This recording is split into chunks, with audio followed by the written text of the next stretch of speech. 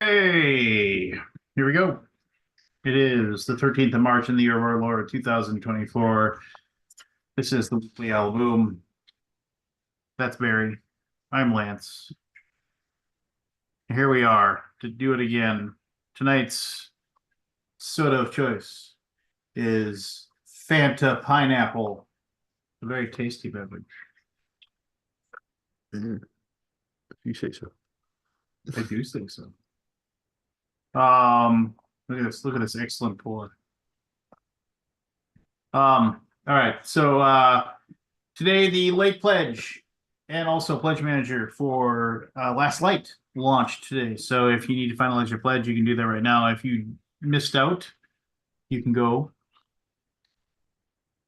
to GameBound and yeah, do your pledge. Make it happen. Give me some money. Give me some of your hard-earned money, and we'll pay you back in games. You know how it is. Um, so go do that. GameFound.com. Last Light pledge manager. Did you back Last Light, Barry? No, I did not. Look at the table. I'm very Yeah, picky on the games I buy anymore. I'm I really just won't picky get the about. table. I'm really picky about the friends I keep. What do you got to say about that? I got 200 games here. I have a hard time getting to the table. You know, Hmm. I did not. I don't. That's just. I don't think Jen's into that 4X thing. You know, and they usually don't work too well with two players anyway. Well, this one works. Oh my gosh, we can see him. Oh my God, he got a camera. Yeah, did you beat up Johnny and take his camera or what happened? I did. The wife feel bad for you? Caved in. No, I just rebooted everything. See, that's all it took, Anthony. Months. All you had to do is reboot shit. It's been months, just a couple of weeks. Whatever. What's the old joke where it's they find the and you did buy my friendship Kabuki by backing Last Light. Anyway, no, oh my gosh, look at this. Look at this Look happy at horse this. shit. I invite him every week. I send him an email every week. And Every week. I know. I see it every week. Wait, you mean there's an option to ignore it? Yeah. Holy Can you crap. hear me?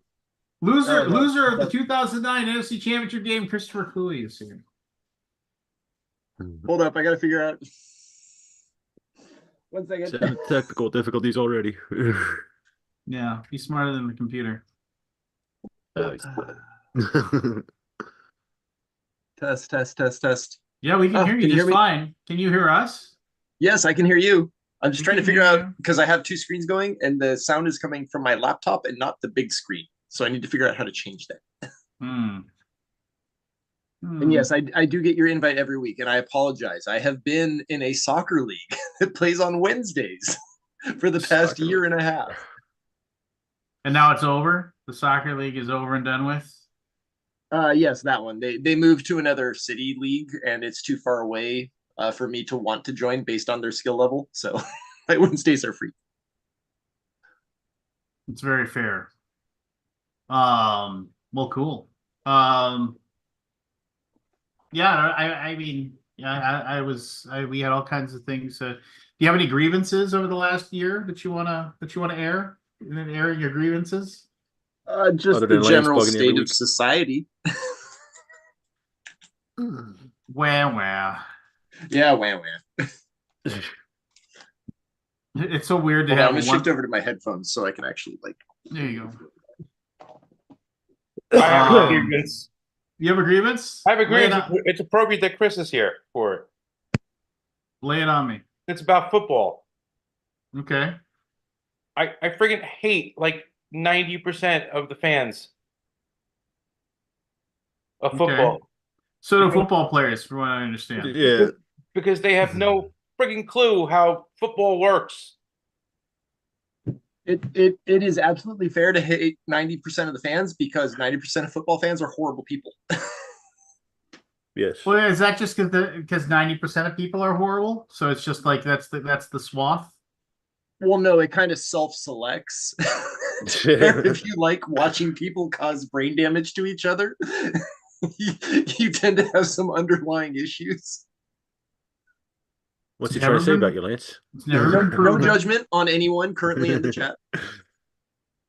Yeah, no, I mean it's I mean it's Like those guys, Chris, who like point out that you lost the 2009 championship every single oh, time. yeah, well, I mean no, it's just I a mean, to be title. fair, we did lose it.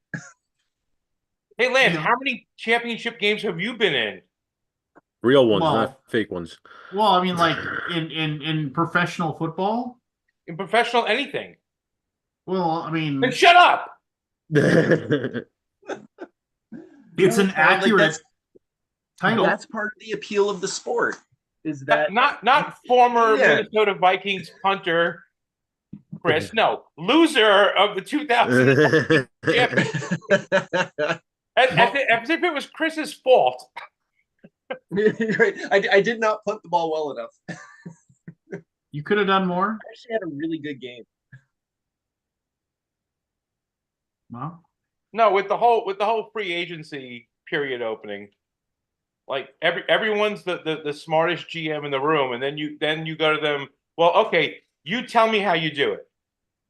You tell me how you sign all these guys for these ridiculous contracts and stay within the salary cap, and not just sign them and get rid of everybody else on the team. Go ahead, I'll wait.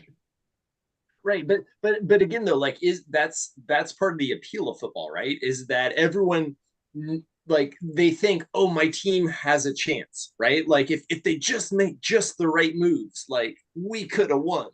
And they're delusional about it the same way when you play D&D and you're like, oh, I'm absolutely going to reach level 20 and I'm going to get all these abilities. I'm going to have a Vorpal sword. well, I'll say that the dumb Yeah, thing it might about happen in like 1 or 2 campaigns.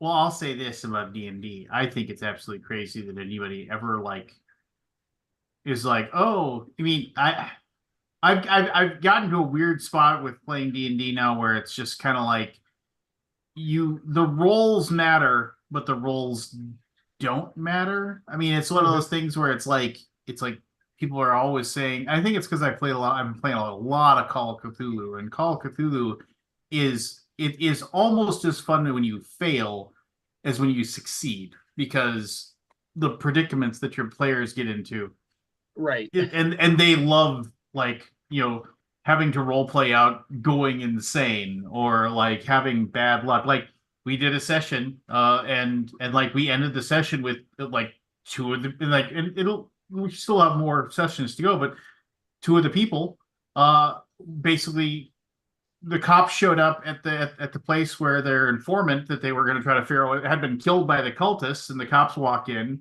and the cops are in on it, and the cops walk in and see them with the dead body, and they're like, well, you're arrested for murder. And that's how we ended the last session. Two people like wait at the boarding house waiting for their friends to show up while two of them are being hauled off to prison.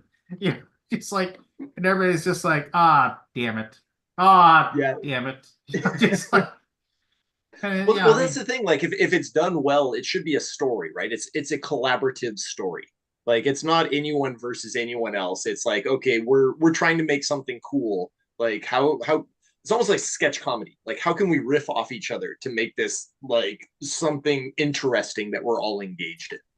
And like when I ran my my older daughter's like very first D&D campaign last year, and it was very much like I had to hide the dice rolls because it was like I want them to have a good time. I want them to experience a sense of danger, but at the same time, it's like this is their very first time playing D&D. like I know they have their own stories they want to tell, and yeah, sometimes the monster, the dice that I rolled, yeah, that would absolutely kill you. But you just gotta let the dice fall where they may, and no, it's about storytelling. well, that's part of the story. I mean, a good storyteller is you go, oh, you got your head taken off. Well, Right. So Lance, what did I the way win? the You won campaign- a brand new character sheet. That's what you won. No.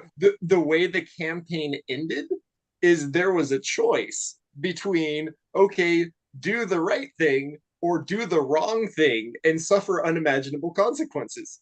And my daughter, being the second to last person to choose, chose the wrong thing. And I'm like, well, that's a full party wipe. And like, no joke, the entire table was like, what did you do? Like, why did you pick that? And so we had a conversation afterwards, like, okay, it's important that you understand that, like, yes, there are consequences for your actions. Like, don't let it carry over into the real world. But at the same time, like, you were all invested in your characters, and like you made your choice. Like, that's who you were building up your character to be. You were the power hungry, greedy character. And when the Eldritch Abomination reaches out a tentacle saying, touch me, maybe you shouldn't do that. Yeah. I don't know. Whenever I'm like, it's one of those things where it's just like, if people are like, if you have set up your entire campaign that comes down to one die roll, one or way the other, win or lose, then something went wrong to get you to that point. Well, no. It wasn't a die roll. It was a personal choice. So like, essentially, like, they had won at that point. Like, they had gone through the 3 stages of the boss battle, and now it was like the last desperate gasps of the boss to cling, to life. It's like, help me and I will show you all the powers of the world. It's like, okay, if you choose to be a villain here, like, there are consequences for your actions. Like, it's not random fate that's doing this. Like, this is your choice. Well, that means they win even more. Yes, I did write up an epilogue for them. It was suitably epic. Yeah.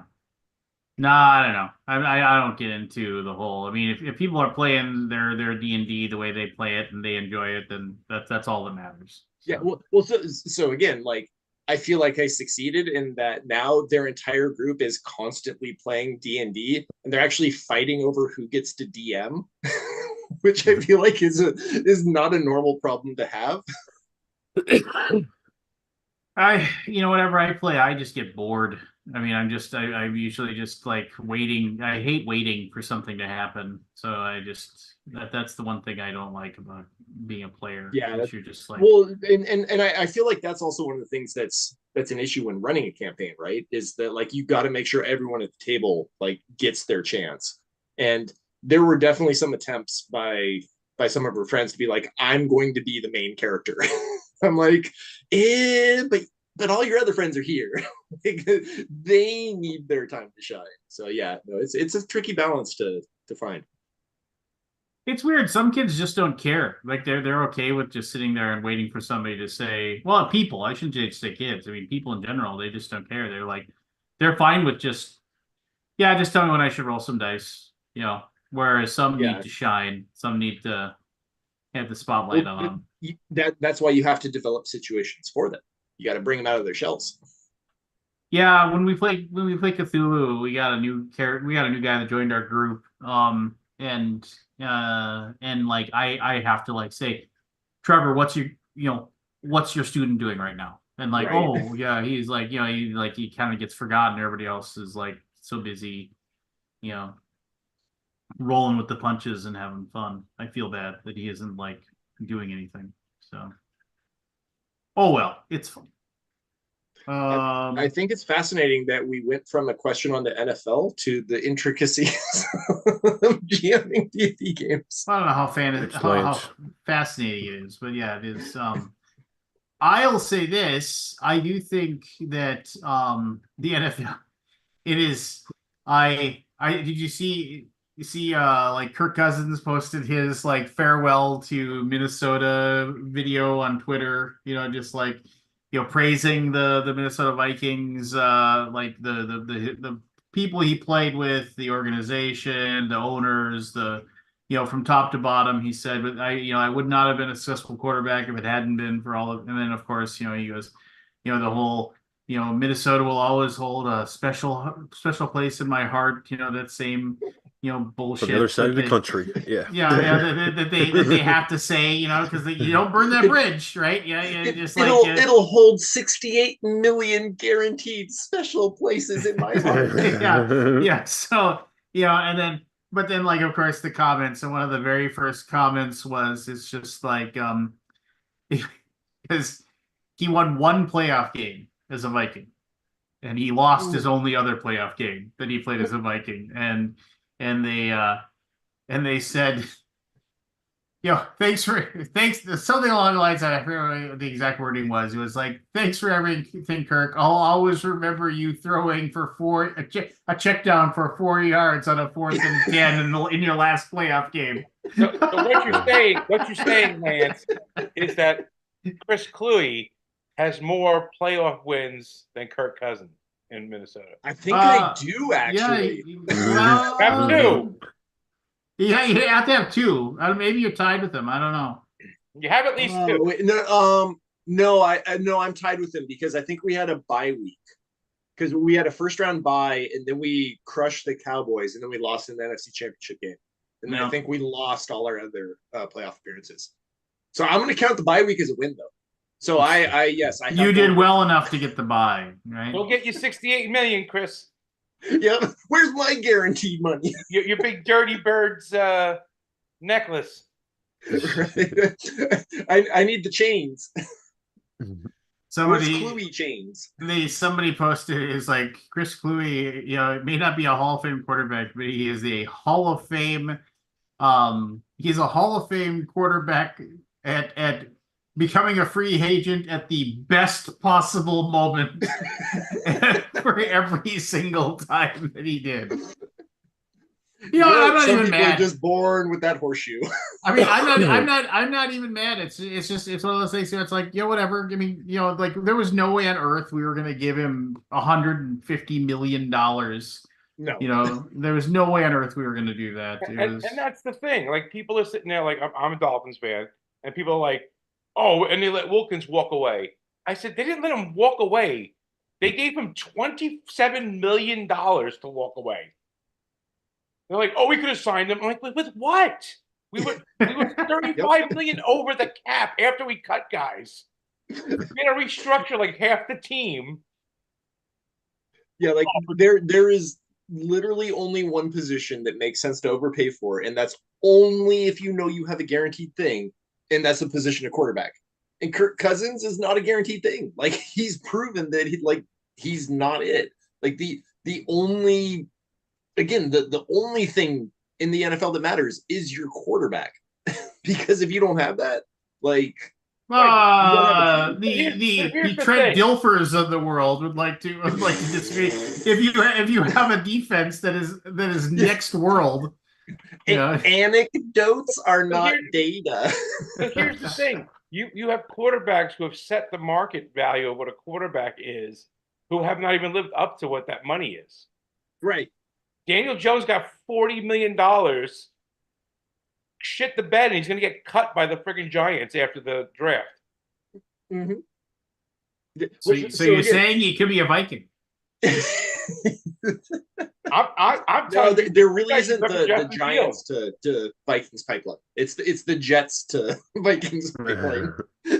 So Lance, have fun with your new conspiracy theorist quarterback next year. Oh, you read that stuff too? I mean, like, what a maroon. Just right. Hey, Sam Darnold is coming. Hide your grandmas. Yeah. What an absolute maroon. It's like, he was not able to reach for comment. Well, no shit. I was just like, yeah, there's a point where you go from like, okay, that's grandpa, he's kind of crazy, but he's funny, so we let him go. And then it's like, no, grandpa is really bad. Like he's denying a school shooting. This is not okay. Like it's no longer funny. It's just really sad. It's one of those things where you're just like, yeah. And admittedly, just like, who knows? I mean, and context is king, right? I mean, for all we know, I feel like if you tell a reporter you don't believe that Sandy Hook was real, there's not a lot of other context available. Yeah, I mean, it's pretty cut and dried. It was one of my favorite lines of all time with like somebody, the stand-up comedian who said, it's like, at what point did Aaron Rodgers stop being a quarterback and start looking like a guy who sells snakes in a Kmart parking lot? I was like, that's so fitting. Like honestly, it's more of a surprise he picked the Jets and not a team in Florida. Because at this point, he has gone full Florida man. Like, hey, he went on his darkness retreat, and it's he needs to take more ayahuasca. I have another question for Chris. Okay, Chris, 2011. What did you get from Donovan McNabb to give him your number? So I got $5,000 donated to a charity of my choice, which was muscular dystrophy, which was Chris Cluey, right? The check, which was Chris Cluey's. You can just make it out to Cash. That's my nickname. I'm not Elon Musk, okay. And then 5 mentions of my band Tripping Icarus, which was supposed to take place over 5 separate press conferences, but all happened in one. But it ended up being like 8 or 9 mentions. So I was like, all right, yeah, sure, good enough. And then an ice cream cone, which I got like 4 years later. An ice cream what? An ice cream cone. Yeah. And the only reason I put that clause in, it's like, the green M&M writer, right? In a contract, where like, okay, you have to make sure that they're actually paying attention to the contract. And literally all McNabb had to do was go up to the cafeteria in Winter Park, and we had an ice cream cooler like in the cafeteria. It's like a 30-second walk to fulfill that part. And it happened 4 years later when I was on a Fox show, and he was like one of the co-hosts on it. I'm like, Donovan, please just send an intern or something to get me an ice cream cone from a vending machine so I can tell people that you finally finished that part of the deal, because he never got me the ice cream cone. But yes, he eventually got me the ice cream cone. See, and now we know. It's an interesting story. Yeah, and he was a completely horrible quarterback for the Minnesota Vikings. Oh man, yeah, he really fell off. Like when we were playing in San Diego, I think that was the game where we set an NFL record at the time, where we were up like, it was like 21-0 or 24-3 at halftime, and then we ended up losing the game. and he just pitched the ball straight into the dirt on like 2-yard outs. I was just like, what is happening? Yeah. It's not. I had a lot of fun that game. You earned your money. I did. The weather was nice. It was your second highest yards per punt, I believe. Yeah, it was like I feel like I remember I had a fairly good game that game, and I think we were supposed to win it, and we did not. I just I remember God, what was it again? I can't remember what it was. Oh shoot. This is gonna bug me until I remember what it was. Damn it. Carry on. Talk amongst yourself. It was in the tip of my brain. We broke Lance. And I lost it. Yeah, no, I had it tip of my brain that I lost it. It's fine. It's fine. It's no big deal. Just anyway. Hey, you guys got Andrew Van Ginkel. He's gonna be fun. We have the Ginkelnator or whatever his name is. Yeah. Sure.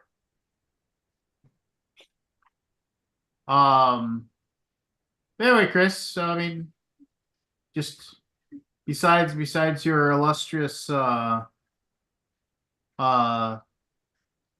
semi-pro or your amateur other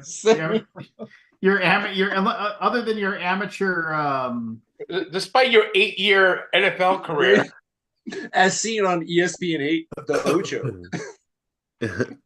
Yeah, no. I was more referencing the playing of the soccer. Everything else, super great. Yes, let me pitch the game. Well, I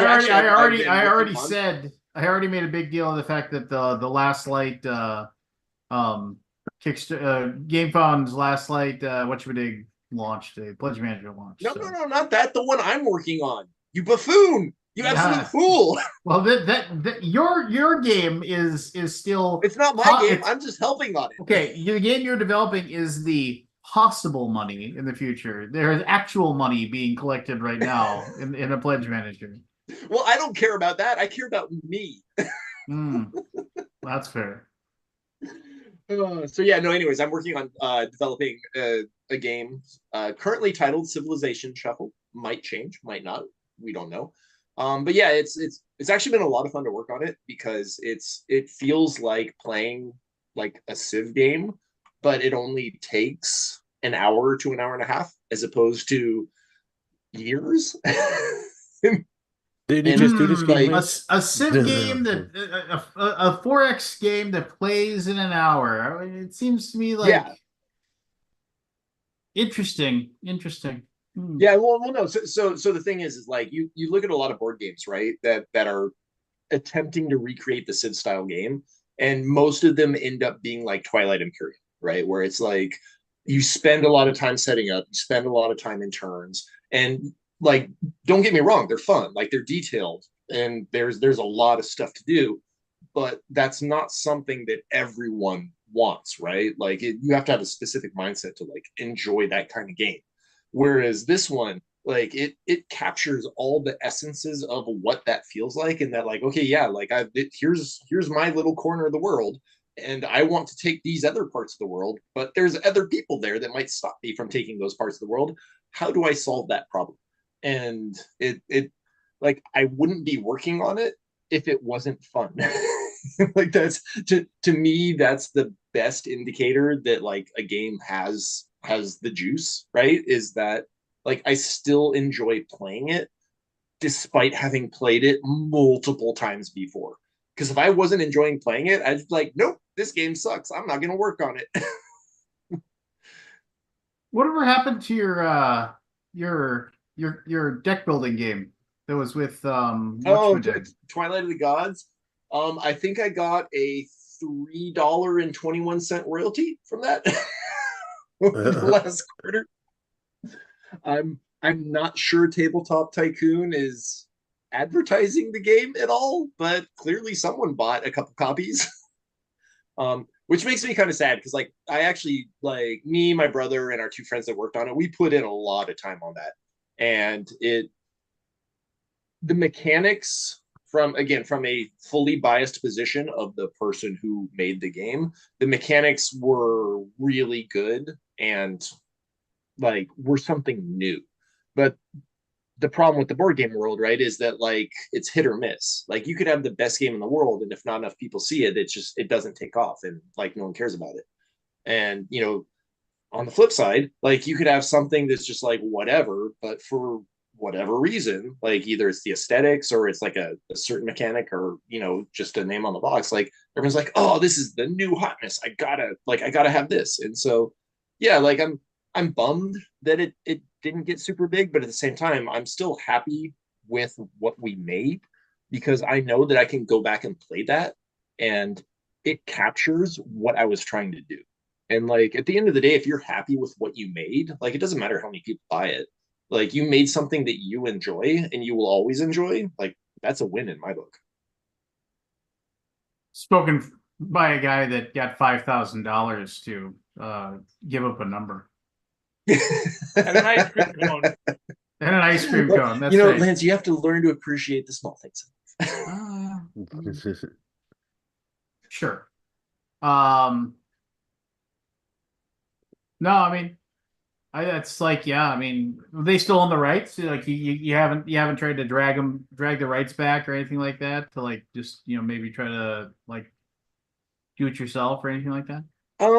So the thing is, like, we probably could at this point because they're supposed based on the contract, like they're supposed to have done expansions, etc. And after 2 years, rights revert to us. Pretty sure it's been past 2 years at this point. Frankly, I have a lot of other stuff going on in my life that like I'm taking care of my kids. Like I like playing soccer. Like I'm trying to keep myself somewhat in shape, and it's not as compelling a reason as it used to be for me to want to keep doing it. because like that's the other side of creating something, right? Is like you create it for yourself, but you also want to be recognized by other people. Like in that, like I'm still happy playing that game. Like if someone came up to me like, hey, what does X mechanic do? What does Y mechanic do? Like I will tell you what they do. Like I will happily sit down and play the game with you. But if it's only like 3 or 4 people, it becomes really hard to justify investing your time in continuing to do that. Like, does that make sense? Yeah.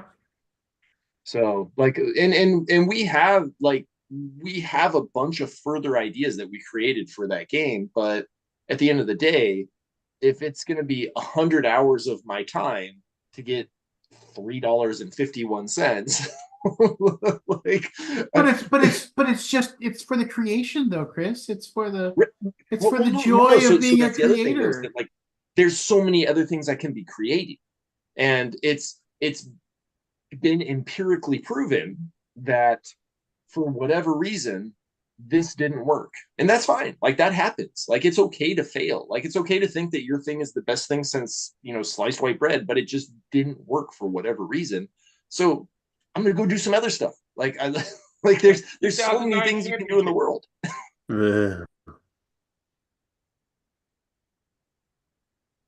Sounds like something a loser would say. Well, it is still for sale on their website, so yeah, it's well, please go buy it and then tell me I'm wrong, that it's the greatest card game ever created. Fair enough. I was just curious if like that had just died on the vine, or if you were. Yeah, it's well. So the other thing you have to look at, and I knew it was kind of a long shot, like making it in terms of how many card games come out in any given year, but if you never try, like you never know, right? And so if you can go back in time, go back to 2011 and make Donovan McNabb buy like 500 copies of the game for the number. Yeah, I would have him say Twilight of the Gods instead of Dripping Icarus. And that 351 royalty would bump up to like 728. It'd be amazing. Har. But no, like for like real talk, for anyone watching, like what the sports terminology, right? Like you miss all the shots you never take, right? So if you never try, you never know what could have been. And I mean, if all of a sudden tomorrow someone like came up to me and was just like, Twilight of the Gods just sold 20,000 copies, we need you to like give us the next thing in that, yeah, absolutely, I'd go do it. Like that is a good use of my time. But I'm very fortunate in the fact that like I don't have to do things I don't want to do in order to provide for my continued survival, which is obviously a position a lot of people don't find themselves in. And so I'm able to move on from something like that, whereas like I completely understand where if like this is your game and this is your path towards feeding yourself, yeah, you're going to do everything in your power like to be like, yeah, this shit has to work. And so like, yeah, I don't know. Oh shoot. Never mind. Once again, talking about. Anyways, good luck segueing from that. So you gave up on your game because it's horrible. I got it. Yeah, just like I gave up on the 2010 NFC Championship game. That's been my theory for quite a while. If you just tried a little harder. You're right. If I just punted a little better, the Vikings would have overcome their 6 turnovers and defeated the New Orleans Saints. You don't know. It might have happened. You just. May I remind you, I was directly responsible for one of those turnovers against the other team when Reggie Bush fumbled because he thought he didn't have to fair catch one of my punts, and then he fumbled it on the 8-yard line. Well, but that wasn't him. You didn't make him think that. Yeah, I did. I kicked the shit out of that ball. Why would that make him think he doesn't need to fair catch it? That doesn't make any sense at all. Because my long con carefully planned trap card was 3 years earlier, having him return 2 for touchdowns on Monday Night Football and almost returning the third. Oh, But didn't okay. because he tripped himself. See, I was setting the stage. I did my part. Well, yeah, He sure. was thinking end zone. I do think that, yeah, the NFL free agency is just, it's like there are front office people whose entire careers are basically exist because they understand how dead money and the salary cap and everything else, they understand how that works better than anybody else. And that's their entire job, is just like, okay, egghead, you understand how this stuff works. We'll keep you around. They were like going through, I was watching some like thing about the worst GM of every team ever. And then when they got to the Vikings, they listed off this one guy, and he's like, and this is not really even fair either, because he still works for the Vikings because he is their salary cap guru, and he has been in that role for like 10 years. And the only reason they moved him from the GM role was because he was so much better at this. So they said, we're just gonna have you do this, we're gonna have somebody else take care of that other part. So it's just kind of like, yeah, that's one thing that everybody is under the feeling that like the Vikings have always had good GMs, you know. Even that idiot who traded away 700 picks for Herschel Walker all those years ago. Well, I'm sure you've seen the was it the John Boyce's he does the YouTube videos, right? I'm pretty sure you're the one who sent it to me. That the Vikings have never had like a losing like trajectory. Like they always end, you know what I'm saying? so the franchise like somehow is really well run. They just can't win a Super Bowl. Yeah, like, I mean, it's stupid. Yeah, but that was like one of the best. I was like anxiously awaiting each new release for that, and just like I could not get enough of that string of like disappointments. It just I mean, the numbers don't lie. the quote from Bud Grant, who was just like, every other sport has a round ball. You can guess where it's gonna bounce. Not football. It's just like, yeah. But that's why we love it. oh. Yeah. So we get the Chris Greer is the worst. He can never draft anybody, and then we get a year like this where in the first hour that free agency opens, 3 of our guys that he drafted get scooped up, 2 of them for huge contracts. And people are like, gee, we can't hold on to anybody.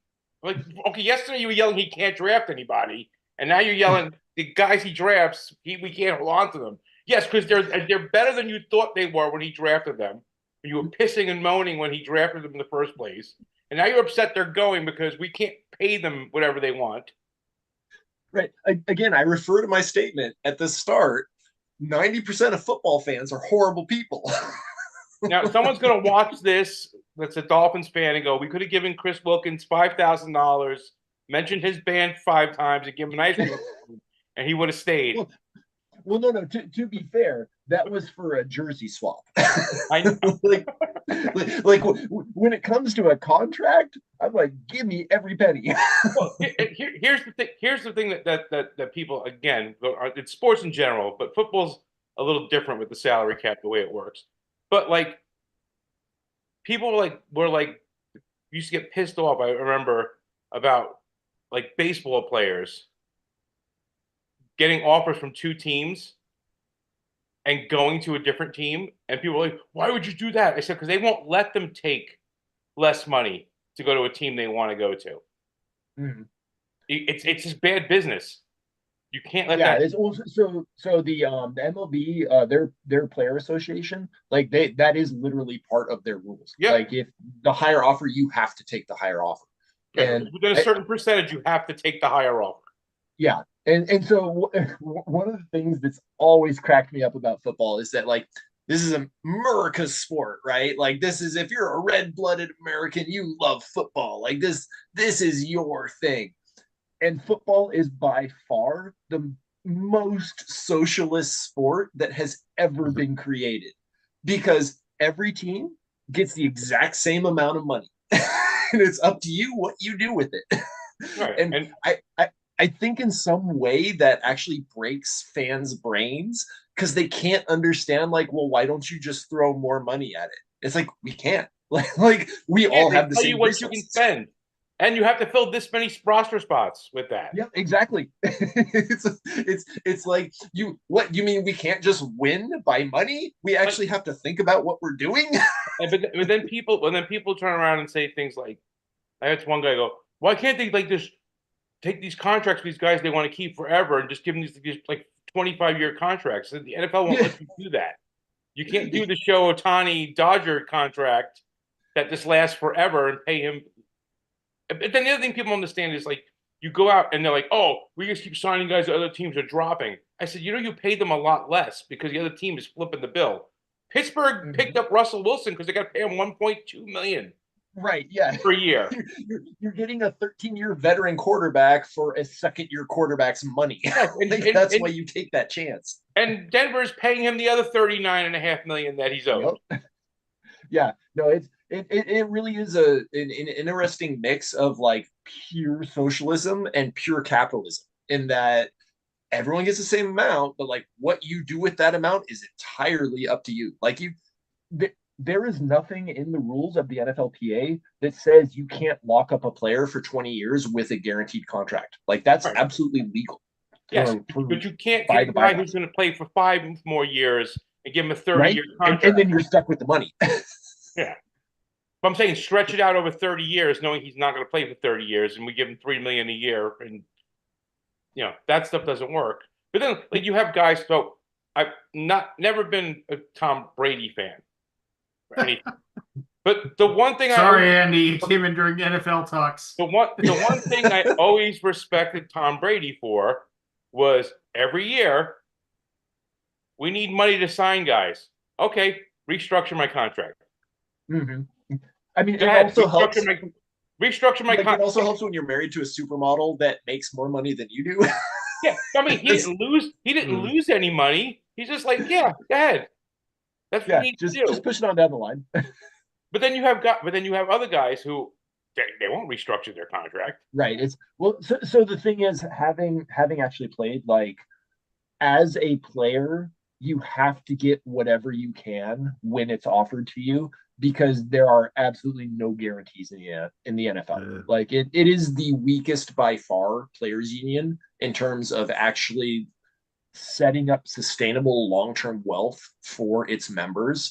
And when you look at it from that perspective, like, if your career, like the average career in the NFL is 3.5 years, right? So if you get the chance to sign a 5-year deal, for 20 million, 30 million, 40 million, you're absolutely going to take that deal no matter what it costs, because like that might be the only deal you ever get.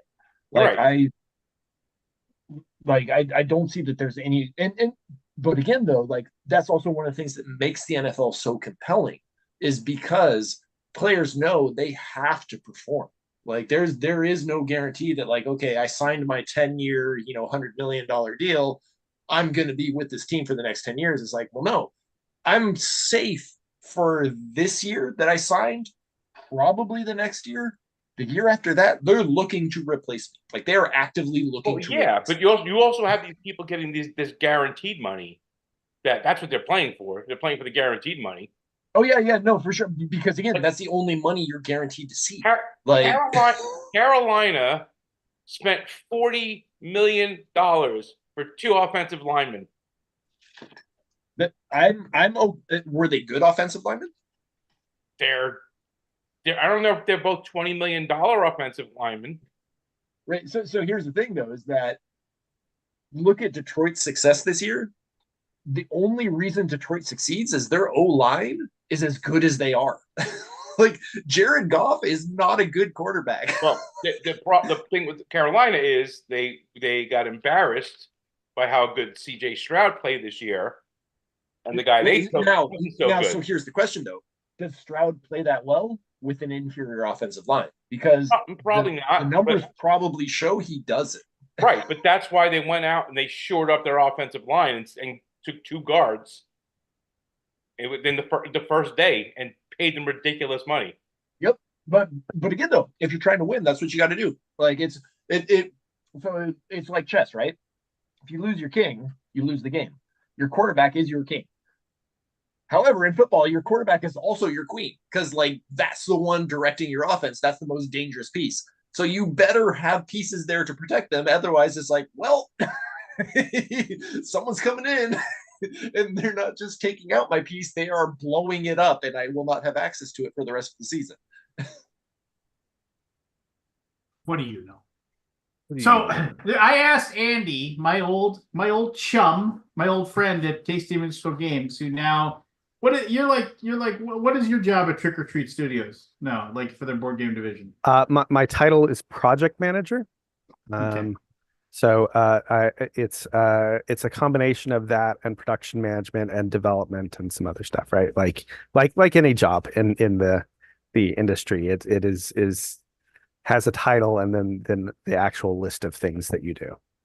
Yeah. So for those who don't know, Andy Van Zant is not related to the Van Zants. Like he is not related to the members of why can't I think Leonard Skinner in any way, shape, or form. But Yes. No famous Van Zants. yeah, no offense, but he was the head developer, game developer. So Seth did a lot of designing and developing, but Andy was like our dedicated game developer at TMG back in the day. I see you have your TMG games on the thing behind you. That's Yeah, pretty sweet. I got the TMG stuff and I got the Trick or Treat stuff. That way, when people are like, "Hey, what have you worked on?" You worked on things.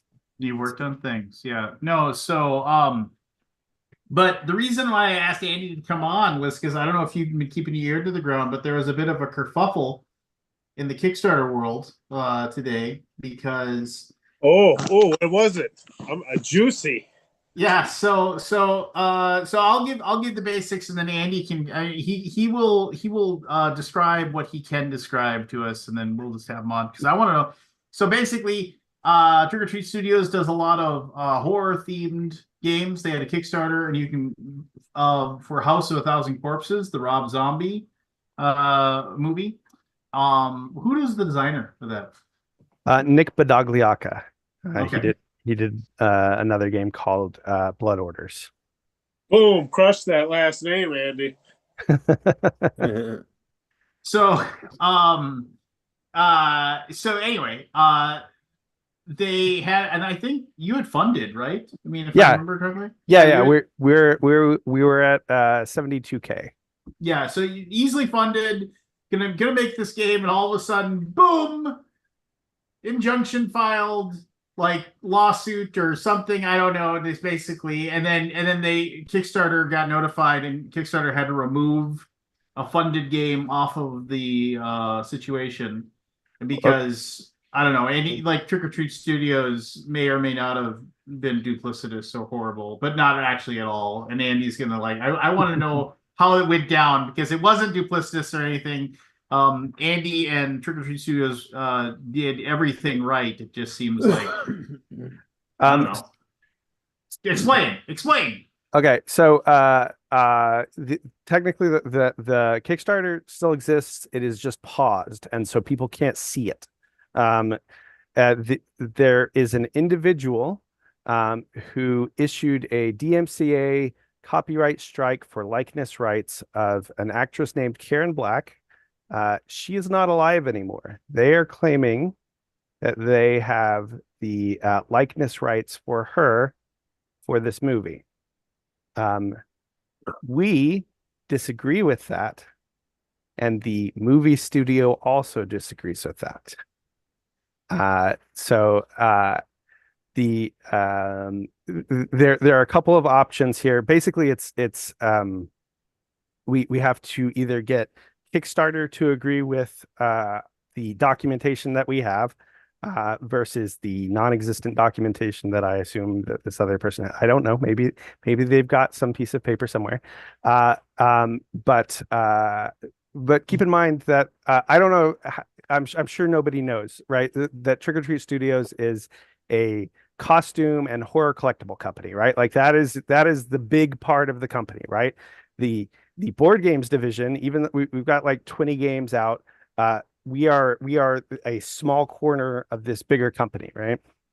And we have a variety of House of a Thousand Corpses products that have had no issues up until this point when this one individual thinks that they own these likeness rights.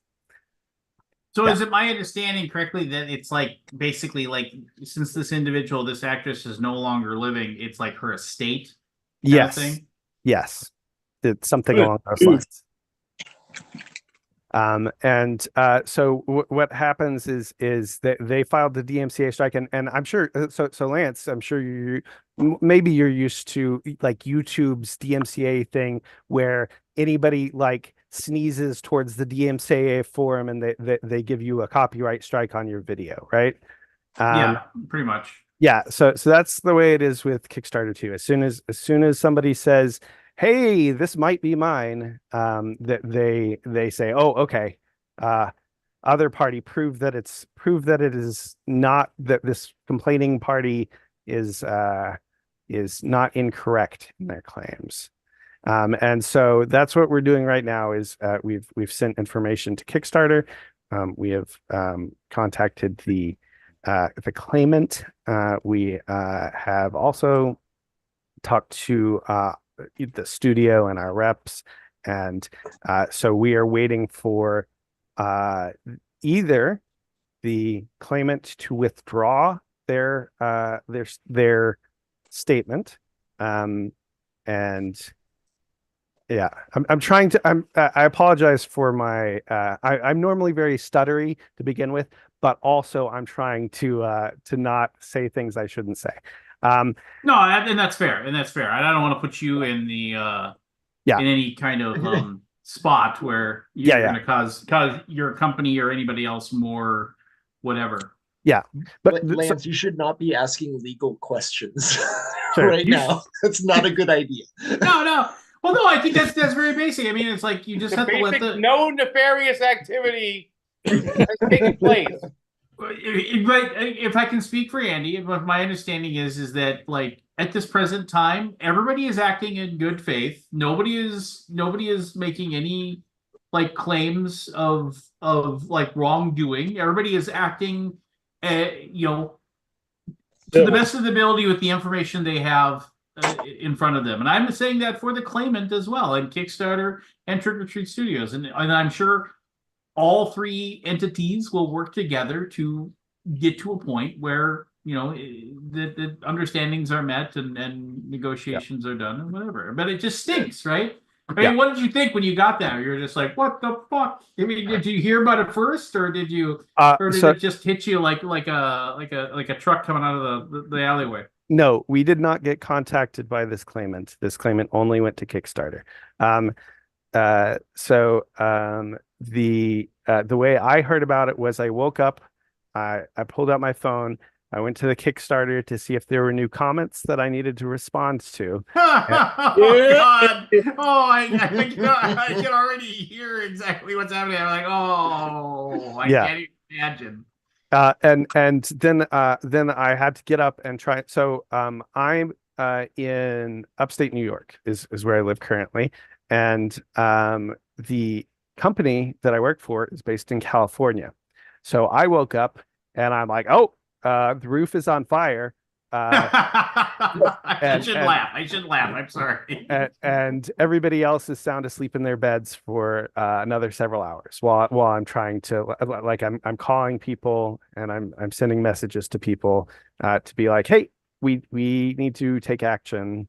But yeah, like it was 5 and 6 in the morning for them at that point. So What a fantastic, the roof is unfair. Yeah. I can't even imagine. Less Rob Zombie, more the Bloodhound game. Yeah. Yes, So it's like- like I said, we're pretty confident in what we have. If anything, the actual dispute is between this person and the studio who is licensing us rights, right? Like in theory, it's the studio's Licensing the responsible. characters and images from the film. Right. They have licensed that to us, just like for any of our other things, right? Like we've got, I don't know if you can see, but we did Texas Chainsaw Massacre and Chucky and Halloween and other things like that, right? Surprisingly, with no problems. And so we licensed the stuff from the studio, and this person is saying, "Oh no, that he owns these likeness rights, right? And not the studio, but he's not doing it in a way where he's addressing the studio. He's doing it in a way where it's addressing us, right? Like he didn't send an email to the studio. He only sent an email to Kickstarter. So it's a shakedown. No. Andy Van Zandt did not agree that it was a shakedown or any of Yes, any way, no, shape, or form. clear. Yeah. No, obviously, me as a outside observer, this appears to be a shakedown to me. Andy Van Zandt said nothing about this being a shakedown. Yeah, I also mentioned that the people doing it sounded like douches. So I feel like Thank you, Forrest. I would also like to specify that Andy Van Zandt and Trigger Tree Studios do not agree with either of the comments recently made by yes, I can. Chris or Forrest. So I the question cannot. right now is we don't have all of the information. I don't believe Andy has everything either. You don't have the actual complaint, right? The actual. I've seen the information that was sent. Okay. And is it from the actual individual that says they have the rights, or someone on their behalf? There is a person who says they have the rights. The actual the actress in question. So the information, just to be clear, the information that's public is that it was a individual filing a DMCA claim for likeness rights for an actress named Karen Black, who, if you look up, she died in 2013. Yes. So it is not her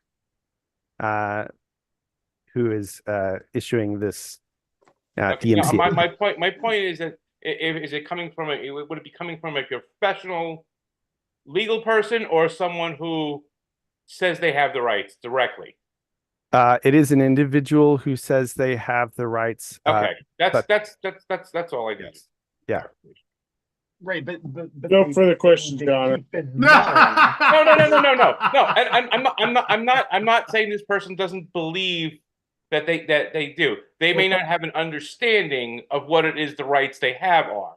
But it's like the people who you see on YouTube, and you may have encountered in your life that they threaten they're going to sue you because you won't do something. Or I have the right to do this. Like, no, you don't have the right to do this. The flip side to that is it could be Better Call Saul. And this is someone looking to score a payday. So I would be very careful, like as someone who has experience filing a lawsuit against $1 billion entity, be very careful about what you say, Andy. Yeah, I would like to also specify that Andy, that none of the opinions that have been expressed are That not doesn't help, held. Lance. No, I have no opinion right now. I believe this will all work itself out. We are confident that it'll be worked out. Really, it's a matter of how long it takes, right? Like it's How have your backers taken it? Have they been cool? Or are they just like, hey, you know what? I mean, are you able to contact your backers and let them know what's going on? So I was able to send out a mass message. I cannot generate an update because the project is frozen as a whole. But I could send out a message to the backers, and I did send them out our official response, which is mostly what you've said that we here, hang on, give me 1 second, and I will read our official response, and you will know how we feel. I would like the record to say this is not the official response. This is me making a joke. Dear treasured backers, due to a rat bastard. Due to a shakedown by an absolute chode of a human I'm being. walking away because you guys are bad. Bad influences. None of these statements are endorsed by Trick or Treat Studios. The statement that is endorsed by Trick or Treat Studios is our House of a Thousand Corpses Kickstarter has been temporarily paused due to an infringement dispute surrounding likeness rights by an individual. Please be assured this is an officially licensed product, and we were diligent in securing all necessary approvals. We are addressing this swiftly and will have the confusion resolved soon. Thank you for your patience and support. Shakedown. There's no knowledge that this is shakedown in any way, shape, or form. Well, that stinks. I'm sorry that. Yeah, that really does fucking suck. Yeah. So Andy, if you can say, is this person just going after the game, or is it all her likeness with everything else? Only the game, only this Kickstarter, in fact. And if you check out our website, we have a variety of products from this movie that are also officially licensed products. So yeah, just the Kickstarter currently. It seems foolish of you to mention that. Maybe they're watching this and then they're like, "Oh, really? Maybe that is a possibility." Be careful, Andy. But other than that, Mrs. Lincoln, how was the show?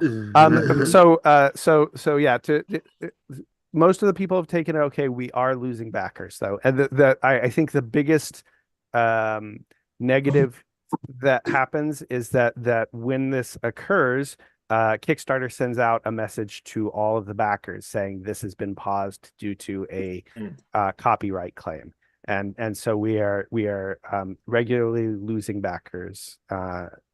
Not huge amounts yet, but it is, we're bleeding backers currently. That's shitty.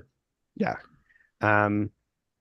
You can actually see it on Kick Track if you're so inclined. But so what Andy's trying to say is, like, any of you watching this, tell your friends that this is bullshit. No, Andy is not saying that. Andy is not saying that in the slightest.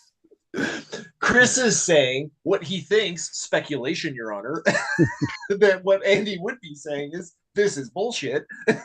You can go tell your friends. But yeah, we're very happy with the way the campaign was going. This is definitely a speed bump. I think so. My understanding is that it is paused and that we are not losing days while it is paused. That it'll start assuming that everything is resolved. It will restart with the same number of days remaining as when it got paused. We'll see if that's the case. Yeah. So that sucks. You wanna? So let's shift gears.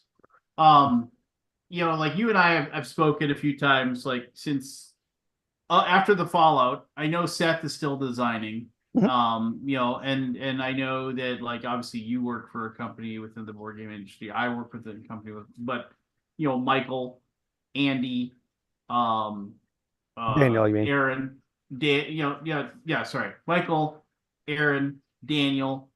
I mean, they've moved on to other things. I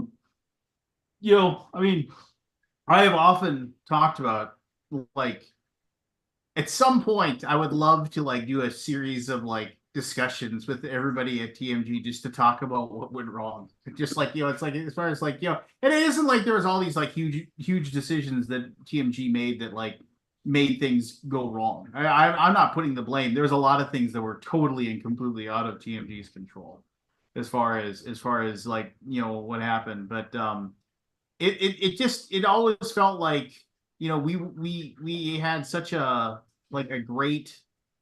I mean, from the outside looking in, it looked like we were doing everything right, but I mean, I still remember when, God, I don't remember what convention was that. It was me, you, and Aaron, and we were sitting at a restaurant somewhere. We were talking, and I remember I spoke to both of you. I said, yeah, I'm really worried about the company right now. I don't know what's. It just seems like we're like, you know, that seems. And then I remember you assured me, oh no, everything's okay. And I'm not saying that you were wrong or anything like that.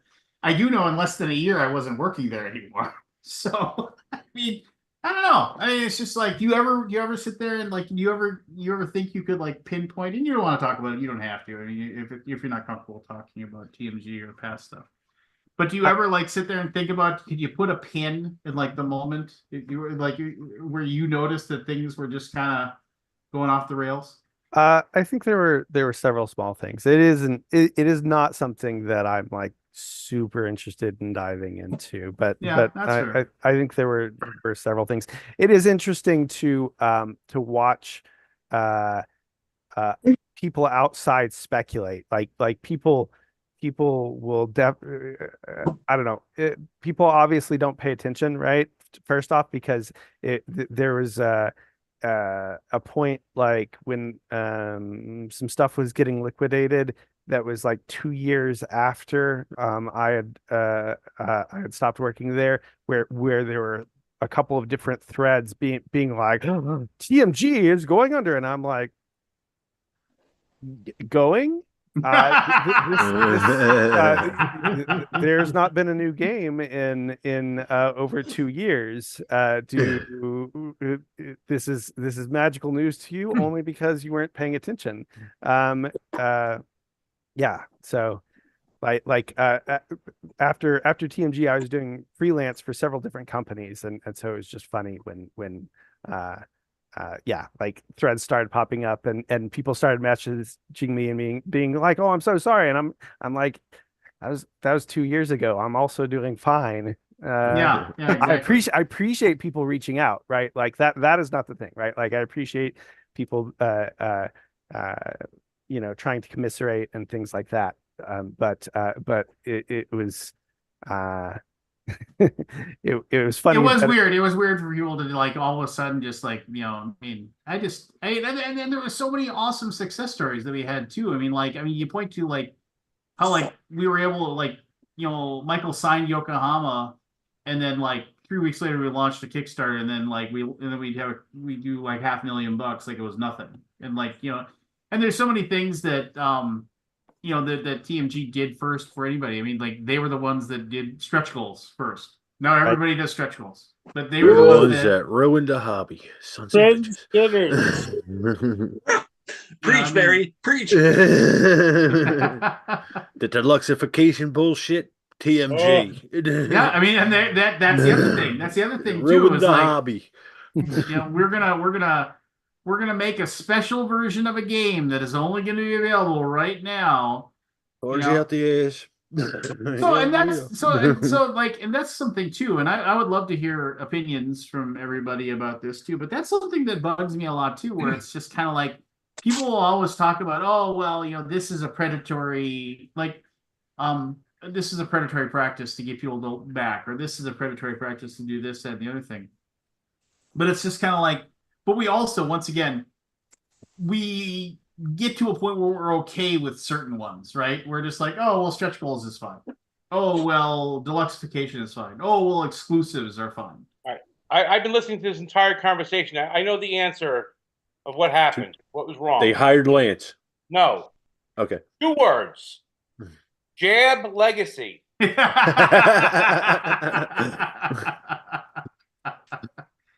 You're sitting on a gold mine. No, so, Yeah. so all right, I'll give you my opinion on the deluxified versions of games. Deluxified versions of games was awesome. You know why? Because if you wanted all the fancy bits, you could get it then. But if you didn't want all the fancy bits, you could still get the game later for a regular price. Mm-hmm. Now all the games now on there, they get all gussied up and everything. And there are companies that still do Kickstarter only versions of things, but even if you don't back the Kickstarter to get it for $150, if you wanted to buy it later, it's the same thing, but you're paying $190 for it. Not like I don't need all those fancy bits in it. You know, so it was a good thing. It wasn't a bad thing. What it did to other companies maybe is a bad thing, but the way TMG did it was not a bad thing. Thanks, Forrest. It's the beginning of the end, Anthony. Yeah. I mean, I don't know. I mean, it's just the board game industry is so much different than it was, you know? Get that, Like, yeah. you know, I mean, Well, it's nothing so like the- it was before. So, The thing is, I think the options to like upgrade your purchase, right? It's the same as a car, where you know you have the base model, you have the standard model, and then you can get the upgraded like surround sound audio version. You can get the upgraded engine. You can get the special 20-inch rim tires. And the people who buy that are the people who want to buy that. Like that's something that they enjoy. And sure, why not? Like, let them buy the thing that they enjoy as long as the base version is available and as long as it's sufficient to get you from point A to point B. What does it matter? Like, if I don't want to pay an extra $80 to get the luxury version, why should I have to? Exactly. And I don't have to. Like when they did the last Castles of Burgundy Kickstarter thing, there's like 3 versions of the game you could have gotten in it. Yeah. There's a regular version, an upgraded version, and a super deluxeified 3D ridiculous version. So here's speaking of which, I was going to bring this up. Now we'll segue into this since we were talking about it. There is a Kickstarter that launched yesterday that is doing phenomenal. The game looks amazing. It has no stretch goals. They were looking for 50,000. They had 500,000 in the first couple of hours. which one is that? I think I know which one it is. But which one is Some it? Galactic- stretch goals. Galactic Cruise. Okay, but Galactic Cruise. I mean, I'm not going to say anything, but like, just from outside Lance, looking tell us in. how much you hate it. Tell us how much you hate it. No, from the outside looking in at the design and everything like that, and seeing all the people that they have that do videos and all the stuff that I've seen as far as they have spent way more than that 50 No, no, no. grand No, on yes. marketing for it. So here's the thing. If you go to the Kickstarter, because I have seen all the video, all the things leading up to it, and it looks like a Vital Lacerda game. It's even got, Tool did the art and everything. It looks like one of those big Eagle Griffin, Vital Lacerda big box games. And they say right on the Kickstarter page why there are no stretch goals. Because everything that would have been a stretch goal in a normal, quote unquote, normal campaign, they're just putting it in the game. Because they don't want to sit there and do the whole, we can silkscreen these pieces for another 25,000. Well, but, okay, so silkscreened. but here's the deal. They're saying that because, and Andy can back me up on this as well. Because the people that actually know what goes into producing a board game, stretch goals aren't stretch goals. I mean, for the most part, you know exactly what's going to be in every single one of those, and you know exactly what's going to be in those games. Exactly. So they're not really like letting people in behind the behind the curtain and showing off anything. No, but what they're just saying is that we could have done it that way, and we would have gotten there anyway. But we'll just give it to you, and this is what it is. So I've been a part of a variety of Kickstarters for different companies, and I've seen this approach work and also not work. So I don't think it's I don't think this approach is I don't think it's novel, and I don't think that it is generating them more backers. No, what I'm saying, Andy, is it's amazing how many backers they get. They're how well they're doing with no stretch goals. Well, we did the Kickstarter campaign for that, and they had 10,000 people pre-signed up before the campaign started. Yeah, that'll do that. Yeah. So I think they're at like what 2,000 backers now or something like that. and that's 20%. I mean, that's pretty good conversion. Yeah. I Thanks, Forrest. I will I agree with Lance that stretch goals usually aren't exactly stretch goals. I think the actual important thing about stretch goals is that is for when a person looks at the project the first time, and then the second time they look at it, whether it's in the middle of the project or whether it's at the end when the 48-hour notice goes out, that the value proposition has increased in that time. And so the first time they looked at it, they didn't click on it, and then didn't convert, they didn't pledge. The second time they look at it, the reaction is probably going to be the same unless the value proposition is increased. And that's what I think stretch goals do. Right. No, I totally agree with you on that. There are plenty of Kickstarters that I've backed over the year where I put the dollar in when it launched, and I'm like, okay, oh wait, we're getting this, and we're getting this too, and we're getting this too, and we're getting this too. Okay, good, I'm in. But I think I now with a good number of games that come out. Like again, I don't back a lot of stuff anymore anyway. But I look at it and like they list what the stretch goals are, and I'm like, all that stuff was supposed to be in the game to begin with. It's not. They're not really stretched. They're doing that psychological. You're getting your They're shitifying your experience because like when we were doing Twilight of the Gods, like the stretch goals were like, these are things we really want to put in, but we can't justify putting in, right?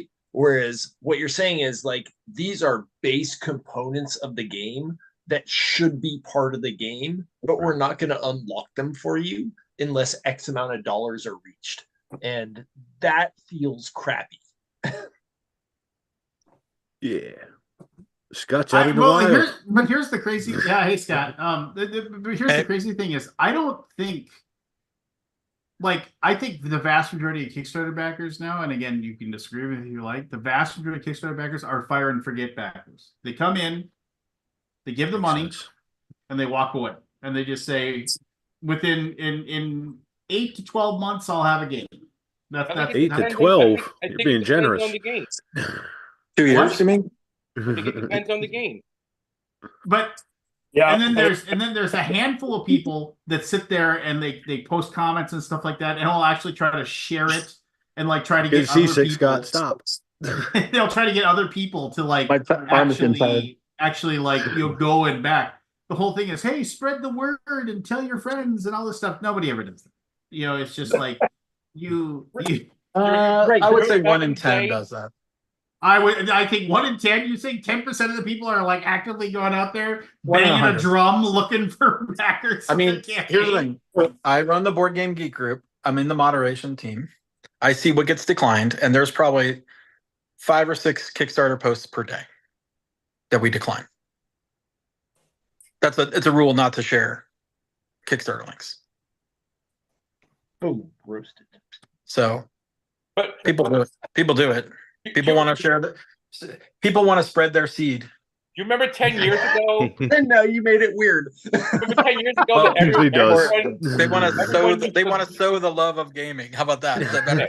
Everyone used to tweet like, "I just backed so and so." You hit the button. Oh yeah. I turned all that off. The auto sharing. Yeah, the auto sharing sucks because it would spam your friends. Yes. I turned that friends are the worst. They are, especially the ones named Meister. The world is changing, I don't want to be part of that. You don't want to be part of the world? No. Auto spamming for projects that every board game project in the world is on Kickstarter, right? Yeah. Although there was a negative article on Kickstarter. Did you guys see that? Fortune magazine one? No. It was pretty negative. Was it the one where they signed up with the Crypto Bros? It was the Crypto Bros thing, yeah. Yep. Yeah, pretty negative. What did they say? Just that because they were trying to do weird... It's just it's just like one of those. It was it's one of those things that just like it just gets me mad about press about this stuff. It's all negative. I mean, Kickstarter is a profitable company, from what I understand. Well, so They flip just side. their growth has reduced, right? So it's a failure, right? Like that's everything I think in Silicon Valley is a failure if it's not growing all the time. Right. Yeah. Like, Like, and what if that they're just shouldn't good be enough? the case. I know exactly. I'm just saying, like, I just hate those kind of articles. Because one of their largest segments of crowdfunding campaigns, people have moved on to other formats. Yeah. True. Yeah, they've got they allow for, they haven't evolved enough to handle all the things that people want, so their competitors have ways to get in. Yeah, and they've moved in.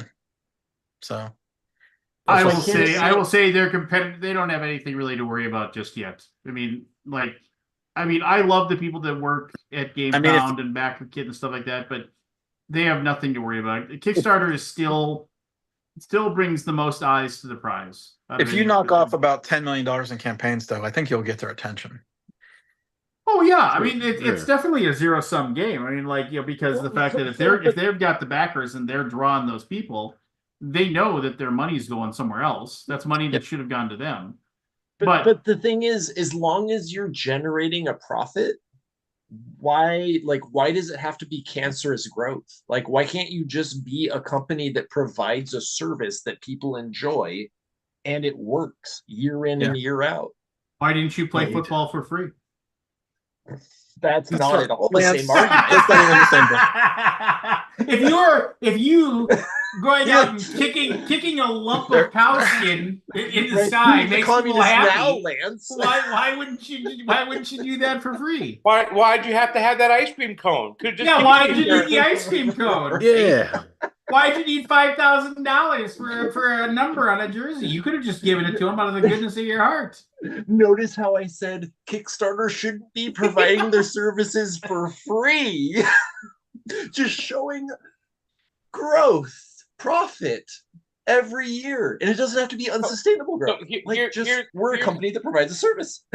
I'll go read the article later. So here's the thing. So Kickstarter, It's a long article.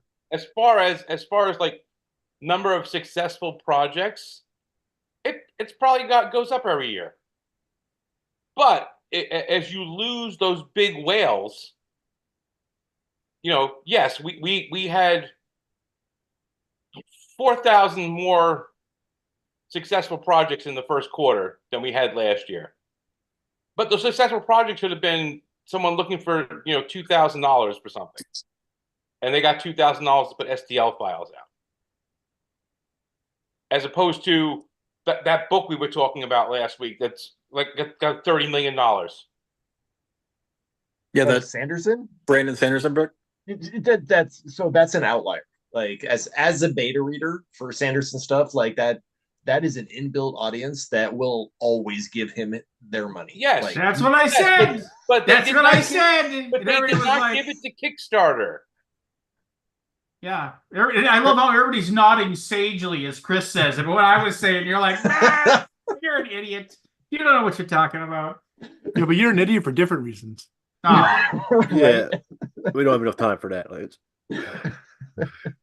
We love you. all I know Lance. is that's what I was saying, and everybody was just like, meh. I agreed with you when you said that.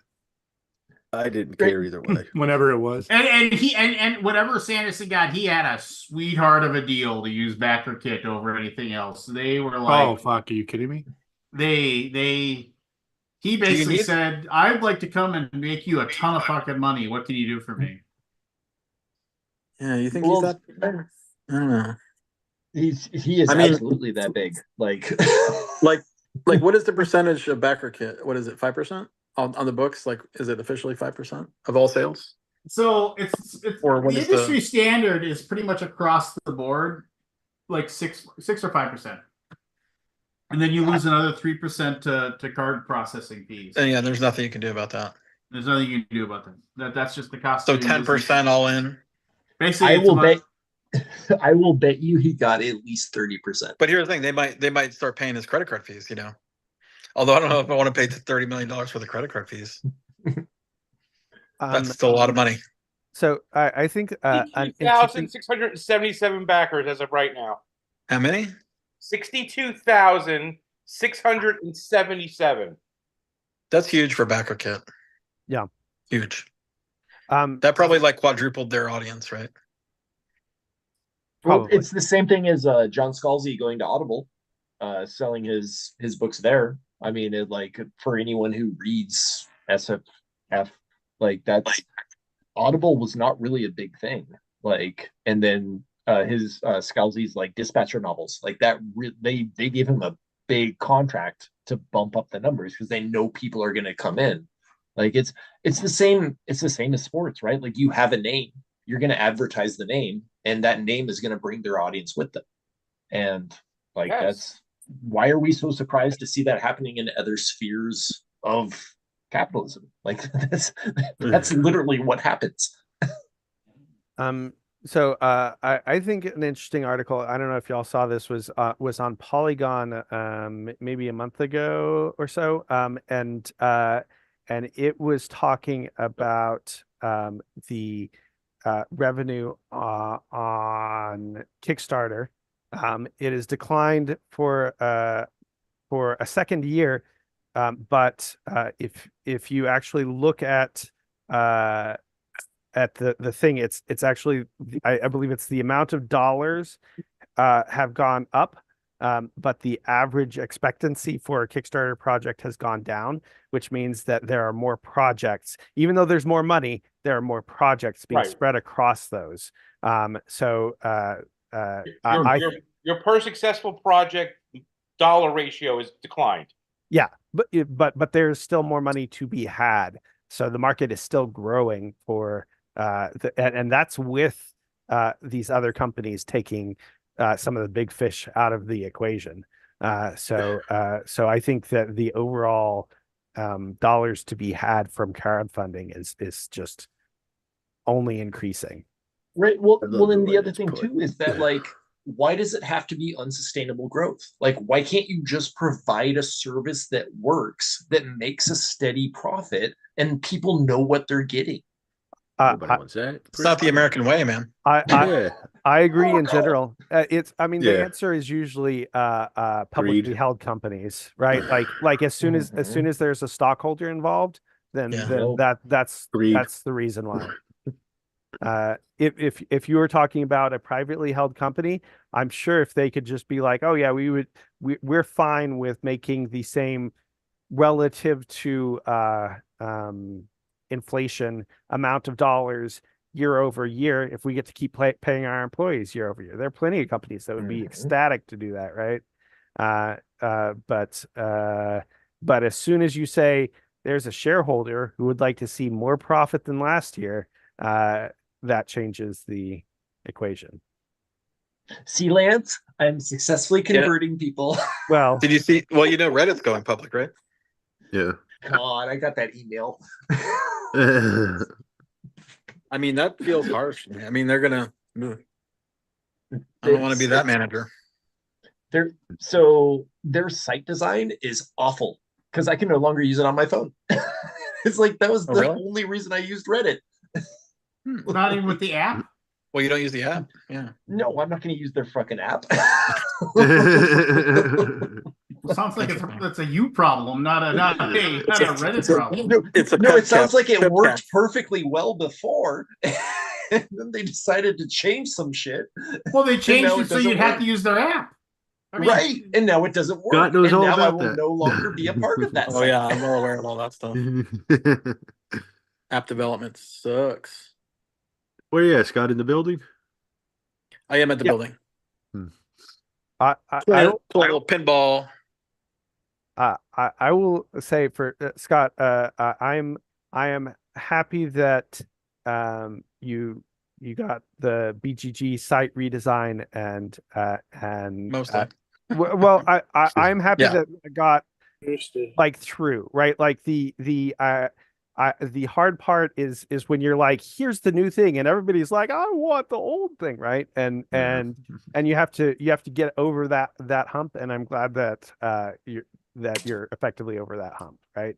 Because I think it is a better design. I think that for especially for your average user, that it is, cleaner, works better. The expectation on mobile and on computer is more in line, right? With more Like, modern stuff. Yeah. yeah, and that you can look at it on a computer and you can pull it up on your phone and you can be like, oh, this is, effectively the same, right? Like it is a Yeah. It's comparable hard. experience. It's a hard thing to do with a 20-year-old piece Yeah. of junk, but we make it But work. yeah, I'm glad that that the naysayers didn't drag you down too much. Well, my heart is definitely blacker than it used to be. Yeah, but that's always going to be the case. I mean, I have to get a shield. I have Yeah. to, turn the shield on. Anytime you deal Which with is the interesting public. because I used to read every little piece of criticism as sort of like a personal attack, but not anymore. Can't do that. Yeah, you can't do that. No, Drives anymore. me nuts. No, Yeah, those days are over. Luckily, I'm Yeah. glad you. I mean, I still sometimes if I agree with them, I'm like, yeah, you might be right. Like there's a few times I get in agreement, and we're doing a lot of revisions on the subscription system that we just put out, which I think a lot of people will like. So yeah, well, and Good. I think part of it is because anytime you have something that's successful to a degree, like BGG, you've got enough people who use the site regularly that vocal minority is not just 3 people, right? Yes. That vocal minority is a very tiny amount of people for your overall usership, but it's enough for them to get in a Facebook group and all agree with each other, and so it's hard to it makes it harder because you've got so many people that tiny 0.001% of your users who think that they're like, look, this guy agrees with me and this guy and this guy and this guy, but it's really just such a teeny tiny bit of people, and so I it's hard when you're dealing with that. Because people aren't coming to your rescue for the most part, right? Like those. I don't think so. It kind of used to be that way, like a long time ago, but I don't think that's the case anymore. Yeah, it's hard to get people. People feel empowered when they get to complain about things because it makes them feel more in control of whatever their situation is, and the same is not true of saying, "Oh no, hey, chill out. This is actually okay," right? Like that's not doesn't evoke the same emotions, and so people just don't tend to do that. Yeah, people go on the internet to complain. Yeah, complaining is a more natural, I think, than praising. Yes, exactly. So I think that you have to look at it as you are being praised by the mass amounts of people who are using your site daily. And yeah, it's a good way of looking at it. Thanks. Yeah. See, Scott, you do have something going on there. Oh yeah. So I want It amazes me how you think about it it sometimes. Before we move on. Counterpoint? Okay, go ahead. Counterpoint. It sucks. All right, move on. Shitty site. So I don't know how long Andy's going to stay awake or anything, but I have to share, and I'm not going to say any names. I'm not going to say any names or anything like that. So Andy, don't worry about that. But I still, to this day, I owe you like I don't know what, like I don't know, like I got to pour a drink on your head or something, because I remember there was a designer of a game that we published. You're already laughing. You know what it is. I'm pretty sure I do. And then you said, I'm going to hand this guy off to you because I've got to work on developing this thing. He's got some marketing things that he wants like to have some input on, and he wants to have discussions. And I was like, oh, okay, that's cool. And then you ran off to the wood.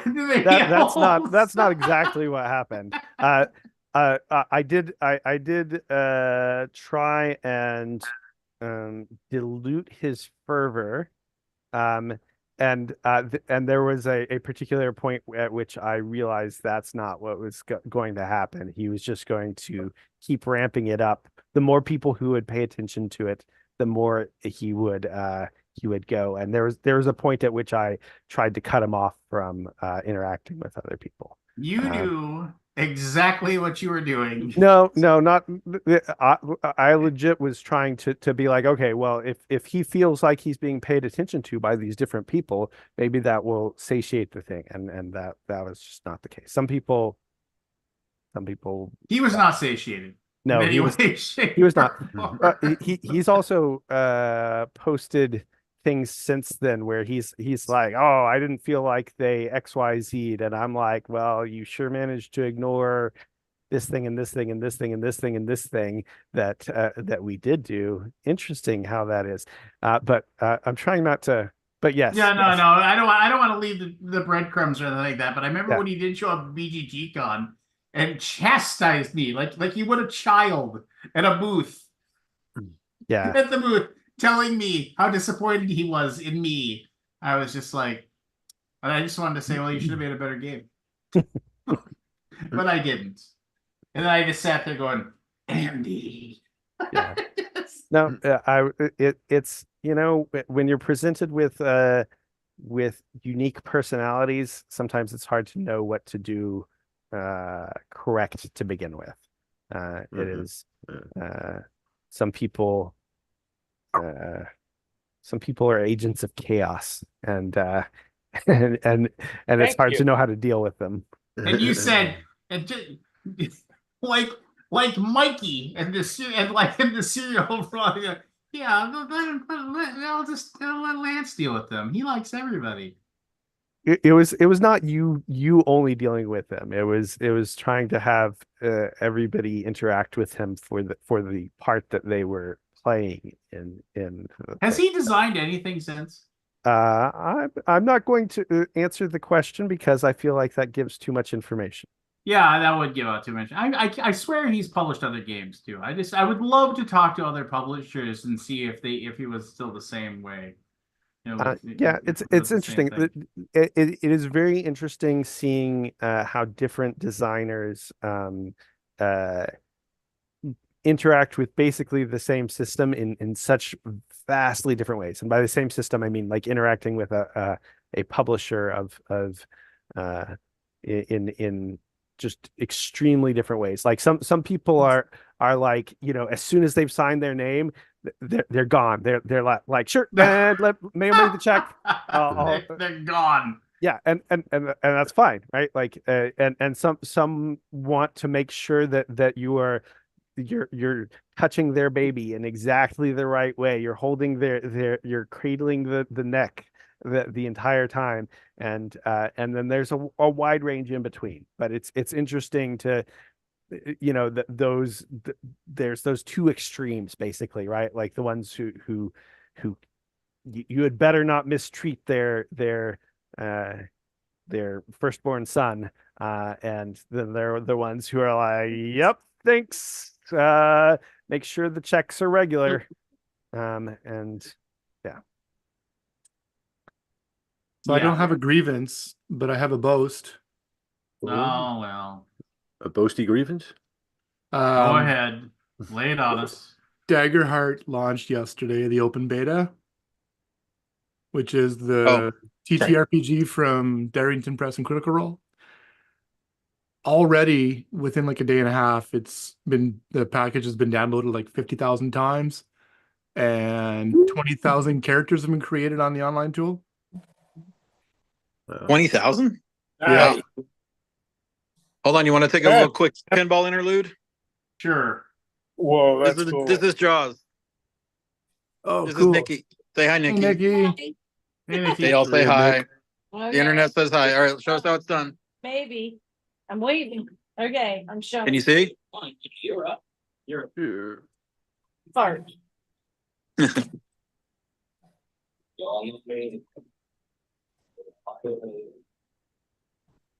Cutting in and out, but yeah, we heard it. Nikki's a pro.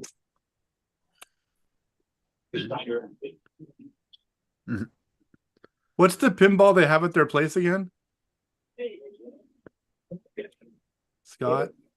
Oh, they have Elvira and Munsters. Oh, that's right.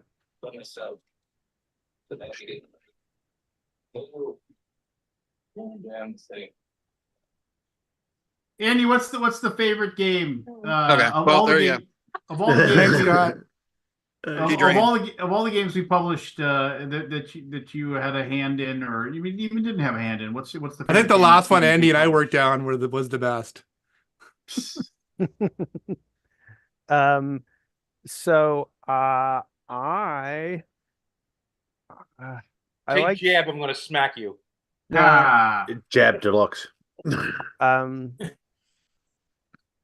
I liked Trade on the Tigress a lot. I thought that was a really Was solid that thing. 7-player one? Yeah, a 6 player. 6 players, yeah. That's a good one. Yeah. Trade on the Tigers, maybe I also like Thieves Market, but maybe Trade on the Tigers, I think might be it. There are several that I liked a lot that I would absolutely just play whenever and like even now. And so it's hard to say, and if you ask me on a different day I might say something different. But I'll say Trade on the Tigers for right now. I never played that one. No? Nope, didn't get to it. good. It's good. good. I believe I played that before you guys. Was played that is that Jeff Eggleston? Yep. Jeff Engelstein, Ryan Sturm.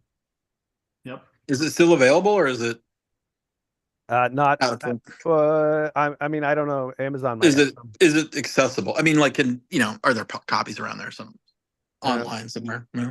I mean, I'm sure you can find them online. Yeah, so some games you can just find a copy anywhere, right? Yeah, So, yeah, you can totally buy some. yeah. Yeah, absolutely. Cool.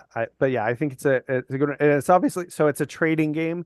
So it's definitely one of the ones where it's better like at that 4, 5, 6 mark than at the lower end.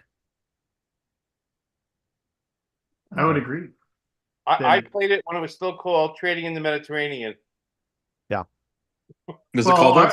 So he's cooler than all of us, by the way, because he did that. Just so you know, he's way cooler. You can get a copy at Noble Knight. Cool. Oh, speaking of Noble Knight, did you guys hear Miniature Market got sold? Yep. Are you talk about that? Well, nobody really knows what it is because it's like one of the 2 people that owns it now is like with Asmodee, so maybe they just privately hold it instead of it being publicly held. I think that's what's occurring. Did say something in the. So Lincoln thinks there was a different webpage up this morning when the message went out, and it's changed. Oh, but I don't know what they changed. There was it did have reference to Asmodee before in the old previous page, but that's gone now. Hang on, let me see the email I got. It said something like we thank our previous owners, Asmodee and Embracer Group. Oh, and something like that. Okay, that is very different from what I read for sure. No, but Lincoln read it this morning to me, and then we looked at it again recently, and it changed. Interesting. So, interesting. I don't know. Maybe it's still part of Asmodee. Who knows? Maybe it was a misunderstanding. I don't know. But it did say it's under new management, so maybe that's the crux of it. Maybe it didn't actually sell. It says they're the new owners. Oh, okay. Well, then it did sell. Miniature Market industry veterans as new owners embarks on an exciting chapter. Okay. Does anybody know those guys? No, not aside from my understanding is that they are part of Asmodee. Yeah. That's my. I wonder. It's interesting. I'll be interesting what the story is there. Yeah. But it is weird for Asmodee to be part of retail. Okay, so here's the thing that's weird about it, by the way. Hold on. It says Miniature Market welcomes industry veterans as new owners embark on exciting chapter. So the people they're welcoming are not the new owners. So the people who are running it now are not the actual owners. Oh. Because it says we're thrilled to welcome and work alongside Christoph and Maud as the new owners of Miniature Market.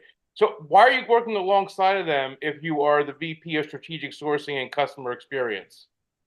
Might just be a transition. Oh, so it's a new ownership, but not Asmodee people. Or I don't know. Right, strategic sourcing and confusing. customer. Oh, VP of strategic sourcing and customer experience. I have no idea what they did. So I'm confused. So the No, people so- that are on that message, because if you go to the website, you can see their names and everything. Yeah. And So their profiles. with a wealth of experience and expertise in the tabletop gaming sector, Christoph Arnold and Maud Decombe are poised to lead miniature market into a new era of growth and customer excellence. So that's Right. Okay. seems those are the names that, as far as I'm aware, are associated with Asmodee, and that's So maybe, and this is just speculation, I'm not insinuating anything. The company was sold, miniature market assets were sold, and they went along with it. Maybe. Big maybe question mark there. Yeah. It is definitely not clear from the Or they are moving on from Christoph, and that was Christoph's severance. That's a pretty good severance. They let him buy the company. Oh yeah, maybe. I mean, it'd be interesting to hear what this real story is. I mean, I don't think there's anything to hide here. I mean, it's a small industry. People, Yeah. Anyway, interesting. So you know what the next Kickstarter that's going to make a gajillion dollars? Not one of Gray Fox's? No. You have Legacy. Jab Legacy, baby. No. Clank 2? The Horror on the Orient Express. He's going to grab Jab. Board game. Yeah, It's got a good start. It's got nearly 11,000 people signed up for the But the biggest concern there is 2025 as a release date. So here's one of my hugest problems with it. And I don't want to say too much because Horror on the Orient Express is a seminal Call of Cthulhu scenario. I've never run it. It's one that I've wanted to run, but it's definitely one of those things where it's like, we're going to play this and it's going to be like 4 to 5, 6 hour sessions. And it's going to take like 10 sessions to get through the entire thing.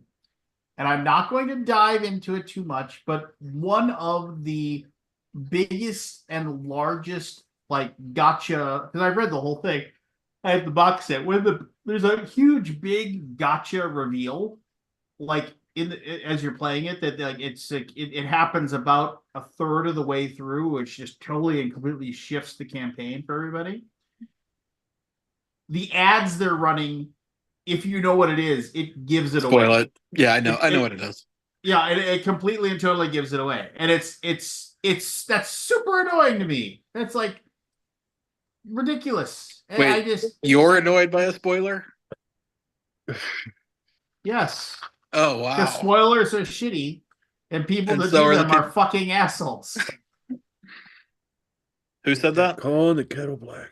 That would be Richard Ham. I will give spoilers for things that are 10 plus years old because I figure you had your chance. You can watch it. 10? I give him 2. Minutes. So, yeah. So, Kubu Kid brings up a good point. What's going to happen when TikTok gets banned? It won't. There's no way that cares? gets through. It might It's be going through Congress. It's It bipartisan. won't. There's bipartisan. no chance. There's so much money behind that. There's so many people. There's so many advertisings. There's so much bullshit behind. I will name It's the the odds. boogeyman. Name What? Name the odds. It's not going to get banned. I think in it the has like a States. 20% chance. Okay, so you're saying a 1 in 5. I'll take 1 in that. 5. I'll Okay. take that. You want to we can bet $50 and I That's owe what you they call 50 or you owe me fear-mongering. 10. Sure. I mean, because there's no way. There's no way on earth it's getting banned. Well, let's None. make it 20. 120. You'll get you. So you'll. So if I win, I give you. Sorry, if I win, I get 100 from you, and if I win, I give you 20. But you might as well give me the $20 right now. Then, anybody else who wants in on the action, just have Scott give him $20. We'll say it's banned by the end of the year. $100. You We'll just say can- $100. How about- It's up for vote in 5 months. That's when they have 5 months or whatever, and that's when it's going to go. I mean, Okay. Well, I bet It's gonna get banned. You It's guys just don't know how to make bets. I don't think TikTok has a good lobbyist. TikTok is not, dude. Every single American company wants TikTok banned because they're eating their lunch. It has no friends in Congress. Right. YouTube and There's no Instagram way. and everybody else would be ecstatic for it They to would be be banned. ecstatic for it to be banned. All They're they not have gonna- to do, all they have to do is just break away from the parent company, meaning hide it under another giant shell and Yeah, just, but Well, if they do that, then yeah, sure, it's not going to be banned. But it has to be bought by an American company, not a Chinese company, Yeah. Well, it has to because be it's bought, basically just it has to be bought by an American company that's owned by the Chinese people. Yeah. probably.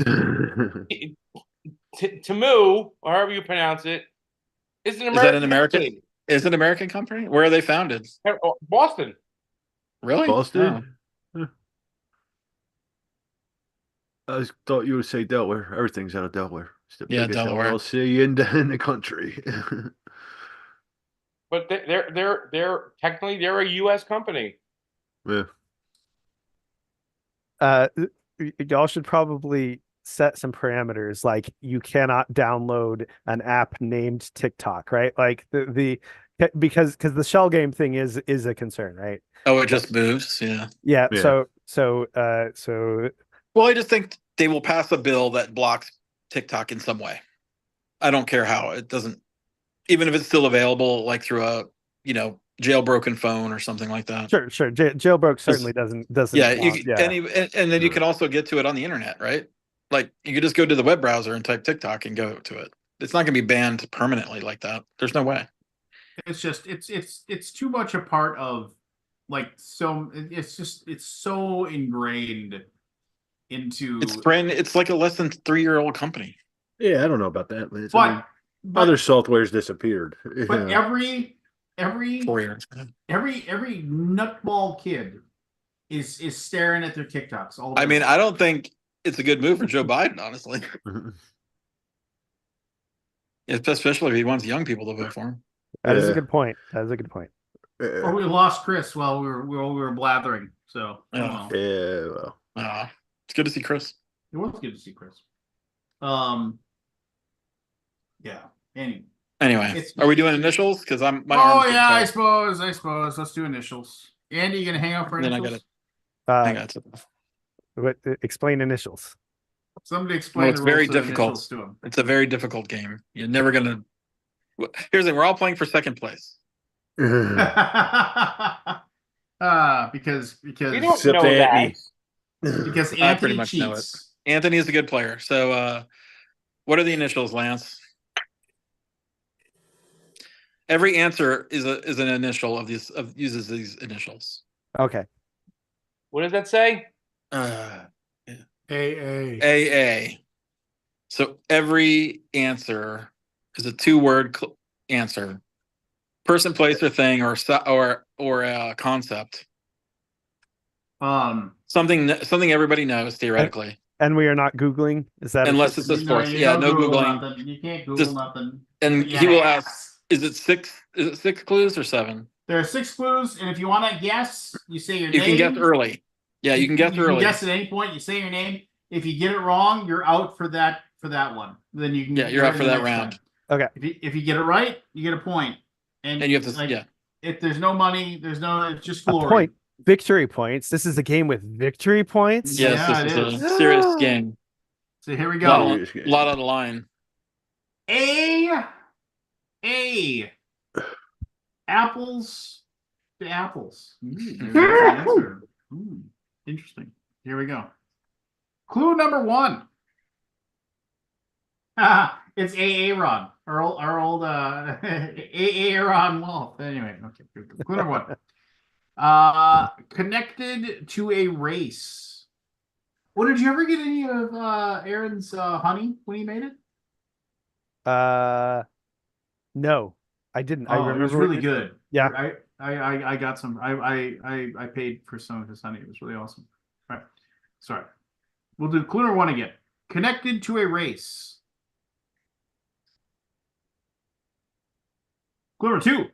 Connected to a 1964 earthquake that killed over 100 people. Wait, what are the letters? Forrest, if you can't pay attention, you can't play the game. I'll Matt, give it to you one more time. Clue number 2. Connected to a 1964 earthquake that Matt killed buzzed over in. one. Matt, What? Matt buzzed in. Matt. Oh, sorry, Matt. Ann Arbor. Anthony, Go ahead. Anchorage, Alaska. Is correct. Oh, Anchorage, I did a rod. Fuck. Alaska is correct. Well done. It's nearly the size of Delaware. Interesting factoids. And it was also Is that purchased. It was Yeah. what? It's connected to the sportscasting career of Sarah Palin. Oh well, okay. Yeah, what a All right, here we go. You brush your That fire. was that the gimme? That was the gimme, yeah. All right, here we go. Clue number 1. Debuted November 6, 2014. Clue number 2. Often goes by just the second word. Clue number 3. Often features real-time information.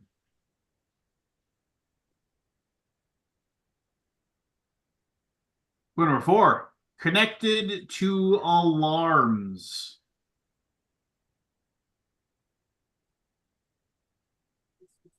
Anthony, Go for it. Amber Alert. And It's a good guess. Good guess.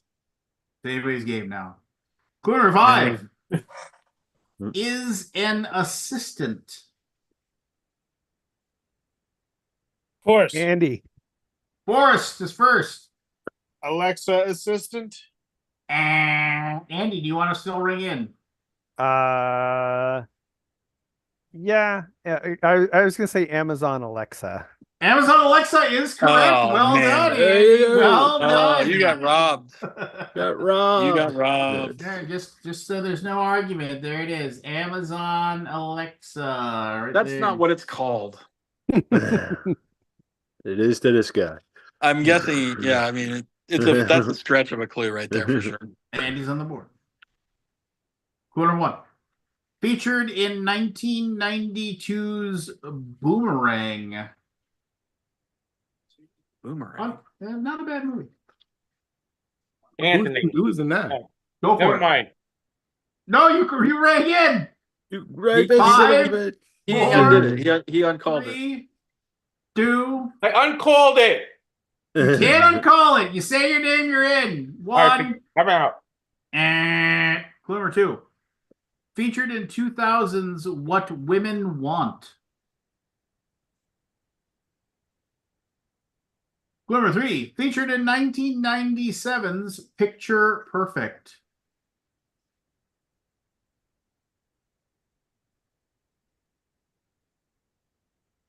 Clue number 4. Features creativity. Matt, Go for it. advertising agency. Advertising agency is correct. Well done, Matthew. It's like what you do for a living, almost, kind of, sort of. Not really. But yeah. At one point in life, I did. Yes. All right, here we go. Clue number 1. The title of a 1997 John Denver album. My stepmother had that record. I can picture it. Clue number 2.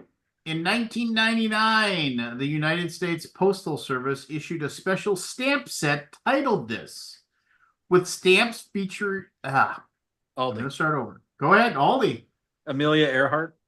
And 1999, the United States Postal Service issued a special stamp set titled this, with stamps featuring the Congressional, the Daylight, Anthony, and the High. Anthony. all aboard. All aboard is correct. How do you know that? Well, What is that? Well, he's they're a train trains? guy now, so. Oh, he's a train guy. Train guy. Man, I gave my good clue away. Well, Amelia Earhart is E-A-R. Are you sure? Oh, is it? Oh, Yeah, I, it's, thought, yeah. I thought it was AE. No. Oh, okay. Well, good thing I don't guess it again. Yeah. Yeah. Number 1, Forrest might. You'll forget. Yeah, Yeah. of course. Forrest, I got to ask you about your new job. What new stuff you're going to do? So I got to ask that. Also, All right. you should be making contacts with Andy here if you're going to be working. We did talk. Oh, good. Good. Did you get another new job? Okay. Yeah, kind of. Go. Let's go. Clue number Rush one Moving can be purchased. I know that's pretty specific, right? Yeah, that's really great. Yeah. Clue number two. This movement happened in the U.S. Clue number three. Often includes randomness and emotion.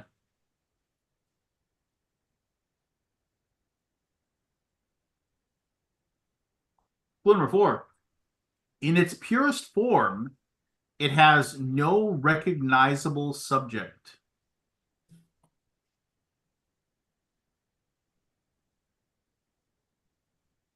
Clue number five. Often independent from reality, it features shapes, forms, and colors. Barry? Andy, Barry, Abstract art. abstract art is correct. Well done. Well Generic. done. yeah. The last one was Jackson I thought- Pollock was an expressionist that excelled at this. You know, I looked at Jackson Pollock stuff and it just looked like he was just throwing paint against the thing. I don't know. Yeah, I'm not big in art either. Who's to say that he pretty wasn't? good, though. Really? I don't know. It was just, the movie about him was good though. That had Ed Harris as Pollock. You know, it was perfect. All right. It was good background noise while I worked one day. Clue number one. Made over $130 million at the box office. Million. Clue number two. Debuted in September of 2019. Clue number three. Featured Tommy Lee Jones, Liv Tyler, and Donald Sutherland.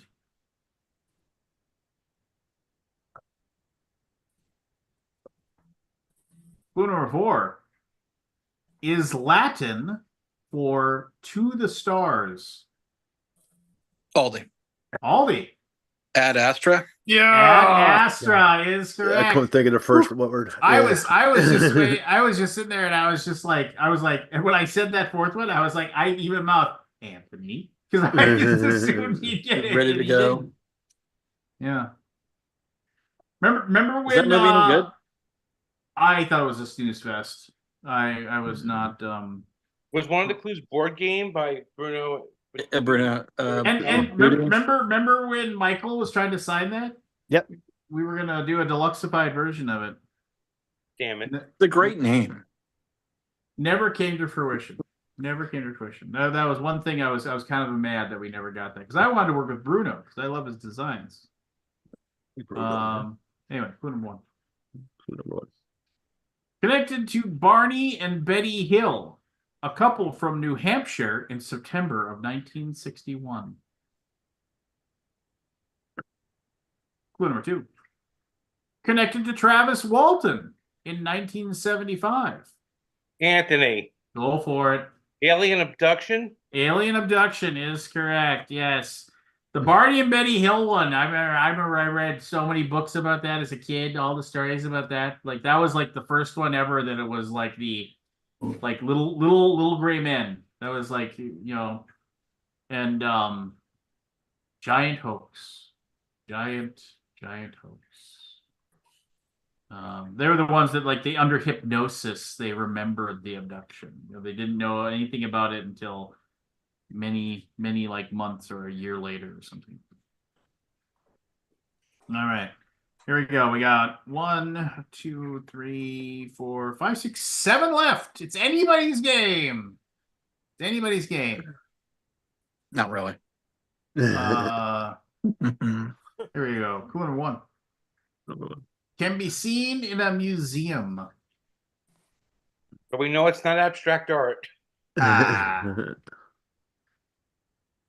Number two, appeared in The Office. That's a common clue. It is. But you don't know. Is it just an office? Or is it The Office? Clue Clue number 3. Because I can see things are italicized. You cannot. Clue number 3. Has been seen near Superman.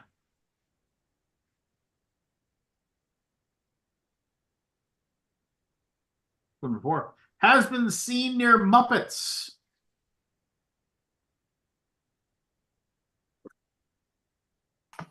Aldi. Go for it. Alan Arkin. Clue number 5. Was a vice president's wife. Okay. I know the last name. I don't know her first name. Final clue. She was the lead in Disney's Enchanted. Anthony. Go for it. Amy Adams. Amy Adams is correct. Well done. All right. Anthony's pulling away. Pulling Here we away. go. Yeah, and he's Yep. off. Clue number 1. Appears in Brooklyn and Queens.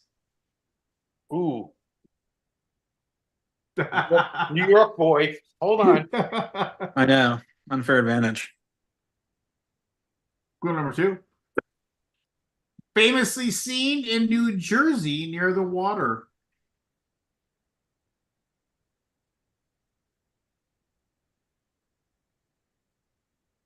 Clue number 4. It's next to a railroad.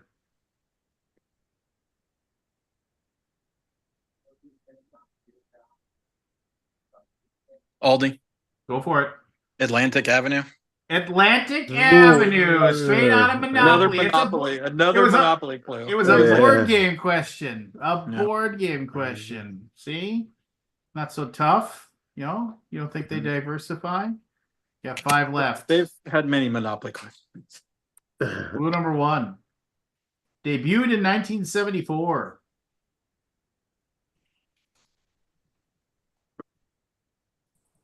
Features a scarecrow.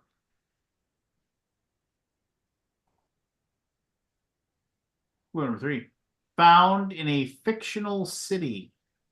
Barry. Go for it. Arkham Asylum. Arkham Asylum. Well Nice. done. Well done, Barry. Well done. done. Yeah. Forrest. Hey. Okay, just making sure your Nice microphone work. works. Yep. Okay. All right, here we go.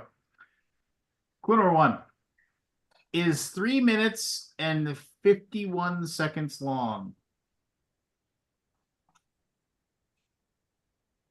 Clue number 2. A famous version featured Laurie Goldston on cello. You know, Laurie Goldston. Barry. Go for it. American Anthem. I like where your head's at though. Clue number 3. First recorded in Seattle, Washington.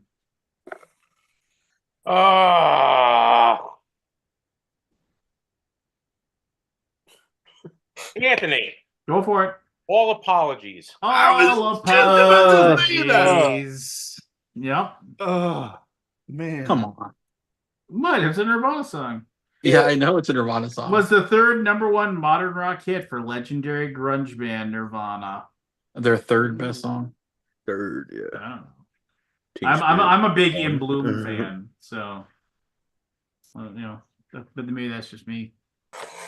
And what's his name? The country western guy did a cover of In Bloom. It's just fantastic.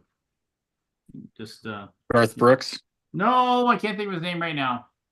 Cool was Guy Brooks. He's kind of a fringe country western star. Like he does normal country western, but he does crazy stuff like that. And he just type in, go to YouTube and do In Bloom country western cover. You'll find it. It's really, really good. It's like it's fantastic. Anyway, clue number 1. Debuted in 1996.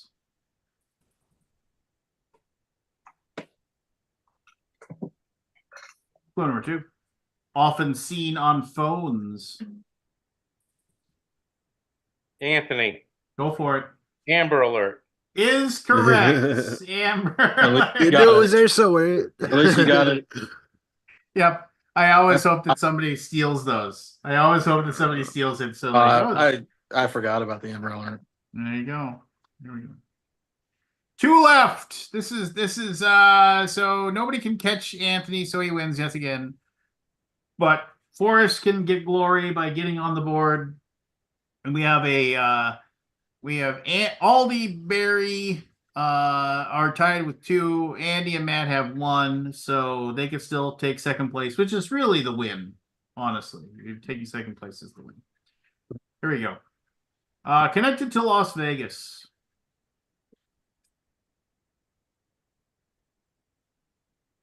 Number 2, famous connection to cameras.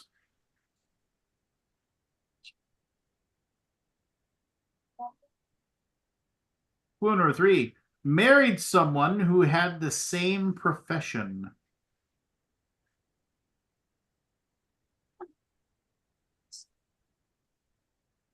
Clue number 4, Olympic gold medalist.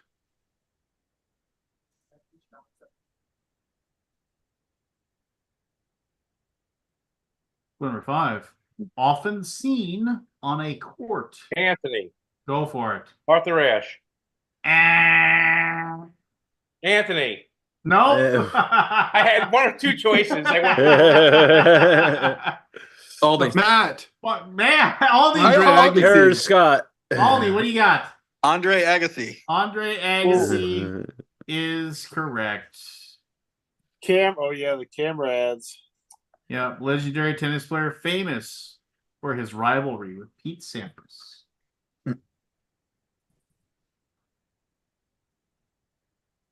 All right, here we go. Final clue. Final one. Aldi, Barry can tie Aldi for second place. Forrest can get some semblance of glory, or and then whatever. Here we go. Clue number 1. Released right now in 2019. Clue number 2. Seen in Funny People and 30 Minutes or Less. Anthony. Go for it. Aziz Ansari. Aziz Ansari. I would have never remembered his last name. There you go. That's initials. Made by a guy who's a sports radio dude for KFan in Minneapolis, Minnesota, who I've met and is a nice guy.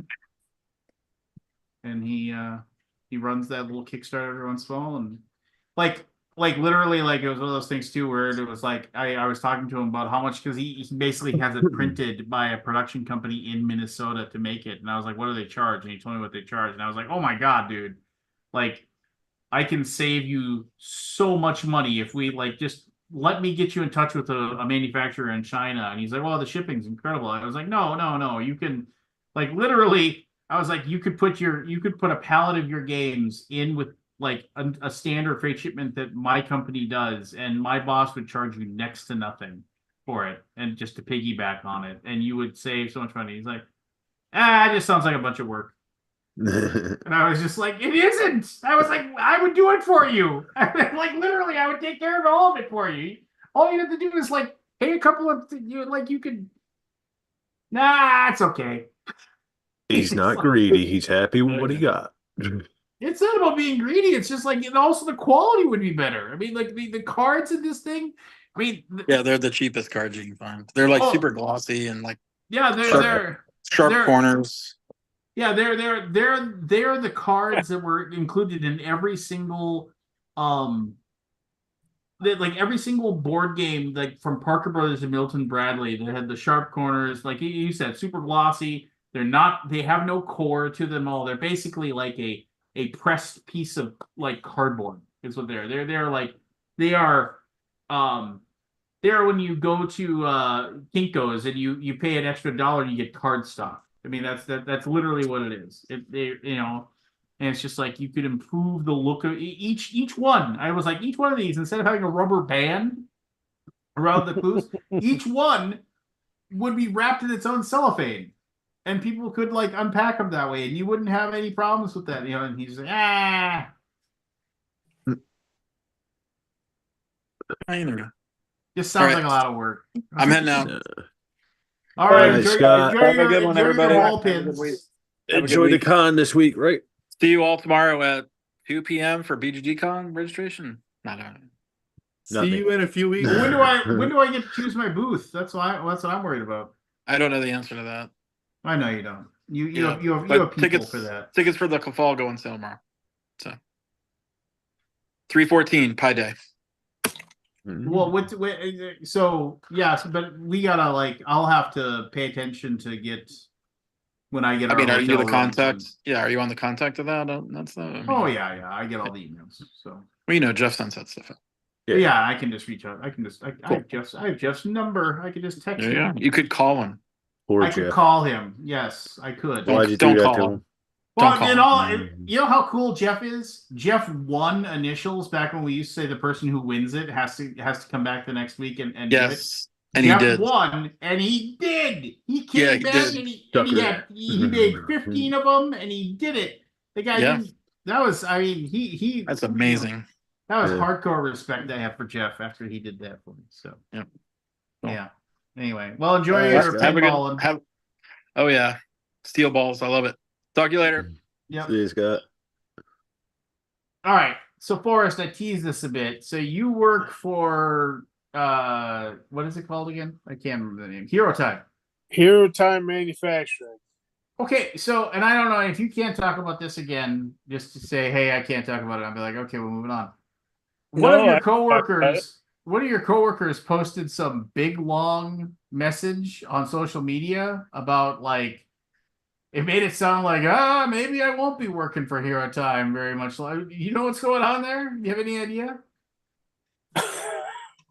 I didn't know. I don't know of what you're talking about. Oh yeah, you'll have to look and find it. It was Is it on Facebook? Is it on Twitter? What's it was you can find it. You know how to track stuff down. So I mean, I'm just gonna leave it at that and you'll. So how is your job like so currently or like a week ago or 2 weeks ago before apparently I don't know, something changed. You were just fielding manufacturing calls and like reaching out to people and saying, hey, how can we make these games better for you? That kind of stuff. Right? yeah. But And then- now it's changing what you're doing for Hero Time. Yeah, we went to Gamma, and I worked the booth, and I crushed it. Like not, I straight up, I felt like I crushed Gamma. I crushed it hard. I proved to my boss just how valuable I was to the company, and then he pretty much said, "Yeah, I'm gonna pay you for 1 more month, and we're gonna do something different." And essentially, I'm going to be a Kickstarter consulting agency esque, but it's all going to be through Bowers Game Corps. So it's going to be like I have like a list of services, so we could do a consultation about the Kickstarter. Like, what's it going to look like? What do your pledge levels look like? What do your stretch goals look like? What are you planning on doing for engagement, stuff like that? And then we could do things like a gameplay video or a preview or a unboxing where I also talk about the components, but how they work with the rules, like just Bowers Games Corner video stuff. He wants Bowers Game Corner to grow while I'm doing this because, I was doing like a good deal of Kickstarter stuff while I was at Hero Time. Good for you, man. That's great. Yeah. Yeah, Are you gonna get better equipment? Yeah, he is actually buying me some equipment, getting a new iPad to shoot, so I'll be able to do some 2 camera setups. I got my buddy's gonna help me do some lighting. Forrest got a sugar daddy. Yeah. Yeah, So but I'm also understanding is he's funding this venture for you. he's buying me the like a new green screen and stuff like that to just bump up the quality. That's great. So what does he get out of it then? He essentially, and he did this with his artists too. Like I think it's kind of brilliant. He's got an in-house Kickstarter agency. So if you're an aspiring board game designer, you're like, I'm going to run a Kickstarter. You're like, oh yeah, we got this guy. He's got a whole list of services. He works for us. You know, it just makes you more appealing as a manufacturer. It's the same way that we have an in-house artist who I was talking to, my buddy Rob at work, and it's like I was talking to him. He's like, yeah, so because we kind of have the same arrangement. It's weird. I kind of think it's genius, honestly. And I think it's just a really cool thing for a manufacturer to do. You know, because I was at Gamma and there was so many manufacturers, just so many of them. Oh yeah, Andy, when you're working a booth at like say Gen Con, how many people come over to your booth and like hand you a card or a brochure or whatever as a manufacturer? A very large amount, and they come over every single time, regardless of what they have been told before. They're persistent, huh? Yes. And so you have to find a way to set yourself apart from all these different manufacturers. You do. And so I think him doing this is really smart, and it's really good for me. Like I see this as an amazing opportunity that I just need to seize, and hopefully will. My response to these manufacturers, and they show up, they come over, they hand you, usually they'll hand you like, sometimes they hand you like a very nice looking box that has like samples of everything that they've made and everything like that. And then they were like, oh, yeah, so like, when can we talk about manufacturing? And I was like, okay, well, we already have established like relationships with several different, with 2 or 3 different manufacturers. So I always tell them, I was like, you need to do it better than they do. You need to do it cheaper than they do, and you need to do it faster than they do. I was like, can you do all 3 of those things? And then and most of them say, oh yeah, well, I mean, let's start the conversation. I'm like, you can't. It's just like, Here's my favorite thing ever with manufacturers. So I have helped people out at New York Toy Fair, and tons of manufacturers come in. And one of the companies I was working for would literally test them on the spot. Would say, okay, well, I got this game over here. I'm ready to do another print run. I want to do this and this and this and this and this and this and this. And I don't want to pay any more than $3 a unit. And they'd sit there and they'd look at each other and they'd be talking to themselves in back and forth in Chinese, like saying, is there any possible way we could do this for $3? Which he knows they can't do for $3. But to him, it was, okay, this is, you're going to come up and ask me this. You come up every single time I see you. You're going to come back again and ask me again. Here we go. And how many people would say yes, they could when he knows there's no way you could do this? Which means you're a sham. Yeah, I know. I mean, it's whatever. I mean, what are you gonna do? I mean, you have to set yourself aside, like Forrest said. You got to do something that makes it that makes you stand out, right? You know what I mean? But I mean, what in your opinion, Andrew, what do they have to do to make it stand out? I mean, how often do you just tell people we're not interested and say thank you very much? No, so yeah, I'm totally willing to listen to people like tell me what they think their specialty is. And it's sometimes they have an answer and sometimes their answer is something that is not a specialty. Like we can print cards and make boxes, right? And that's clearly not a specialty. That's the starting point for all the companies. So yeah, that's usually what I as soon as they get through whatever their initial thing is, I usually ask what they think they do better or what they excel in. And sometimes some companies that's plastics, and some companies that's turnaround time. That would be that's a completely valid thing, right? Like if somebody can get a markedly better turnaround time, Sometimes that's dollars, especially with these like licensed games. We've got a clock ticking on the IP the entire time, and if they can shave off 2 months, well, that's dollars to us, and we can be like, yes, their actual bottom line is this because for as far as we are concerned.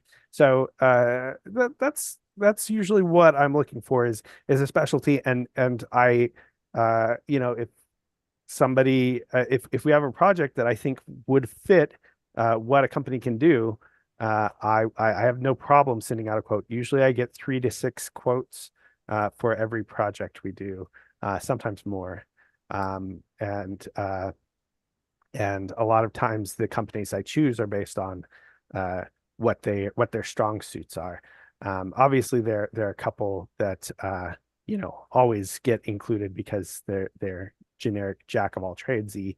But sometimes those companies come back with kind of a weak quote, and other companies have a chance. I do have a list of 30 something, 40 something companies that have contacted me through conventions and stuff. I also get a lot of contacts on LinkedIn. A lot of companies ping me on LinkedIn, and I do not put them on my list most of the time. I don't give those people the chance, but at conventions I do.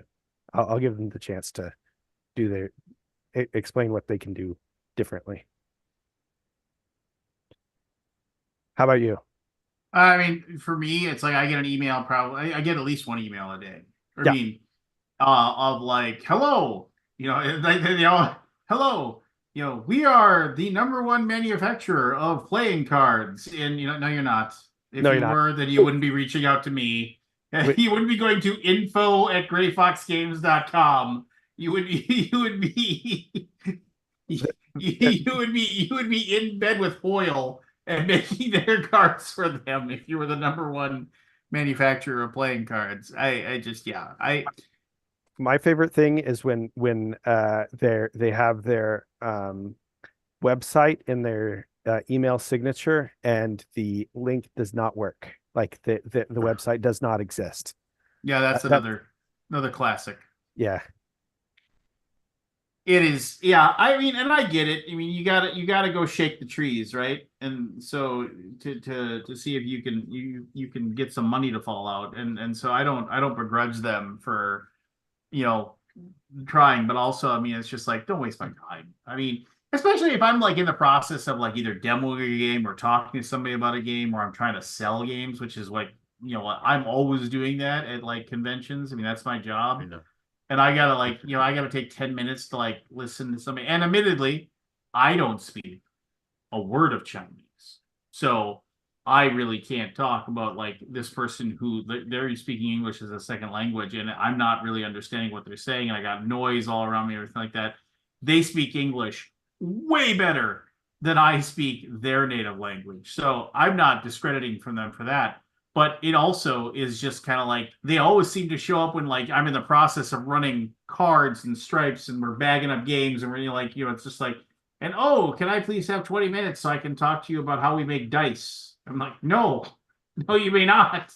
I don't have time for this. It's just kind of like, I mean, but I get it. It's like, why do we go to conventions? Because that's where the people are that buy our stuff. Why do they go to conventions? That's where the people are that, buy their stuff, so they have to do it. They're doing it wrong. Well, I mean, it is. I mean, it definitely. I mean, well, here's the deal. So we have three different manufacturers that we use, and it's like print and film there, Evan. What's going on in there? Because it says murder room. No, we have 3 different manufacturers to use, and like they do everything for us. That's awesome, and it's just like, and they do it, and we're so in bed with them at this point that they know exactly what we need. They know exactly how to do it, and they just and getting to that point with another manufacturer, that's tough. I mean, it's really tough once you build that, and they even know it too. They're like, I was talking to, and I mean, I'm not, like I said, I'm not going to mention the manufacturers, but I was talking to one that is basically our rep for that. And I even said to him, I was like, so I mean, what is it that like, and it's like as far as the relationship that you guys have with us, and because he had a booth near us, and I was just ended up talking to him for a little while, and he's like, well, here's the deal. He's like, I just know I can count on, like, I know you're going to contact me like twice a year and ask me to make a bunch of champions of Midgard, right? So we just know, I know we're going to make that money off of you, but I also know you're not going to go anywhere else for it. Because like, why would you? It's like we consistently know how to make that game. We consistently know how to put that game together for you and everything like that. And it's like, and because you keep coming back, we give you a break on everything else that you come to us. So like when you come to us and say, hey, we just had a Kickstarter, we need you to make these games, we give you a better deal. So like we've continued that. And I was like, so what are you, it's like, really, then what do you guys look for? And he's just like, it's just like, I just need to find one more client like you every year. That's what I need to find. Just like, because it's somebody that I'll continue to have for years. You'll just keep coming back, and I'll just keep making sure that you get what you want. And the thing is that like, true story. It was like this, like it's manufactured, and this is a different manufacturer, but this is another one that we talked to. Like literally, it was like, oh, we got this stuff, and we were like, oh, wait a minute, these cardboard counters are the wrong size. We were just like, that's not what we're doing. And so then we went to our files and we were like, well, we've got one set of files that have the right size and one set of files that has the other size. And we basically were just like, we went to the manufacturer. We were just like, we don't know who screwed this up. It could have been you. It could have been us. But we really think you should just say it was your fault because and make these for us so then we won't go to somebody else. And they were like, all right, fine.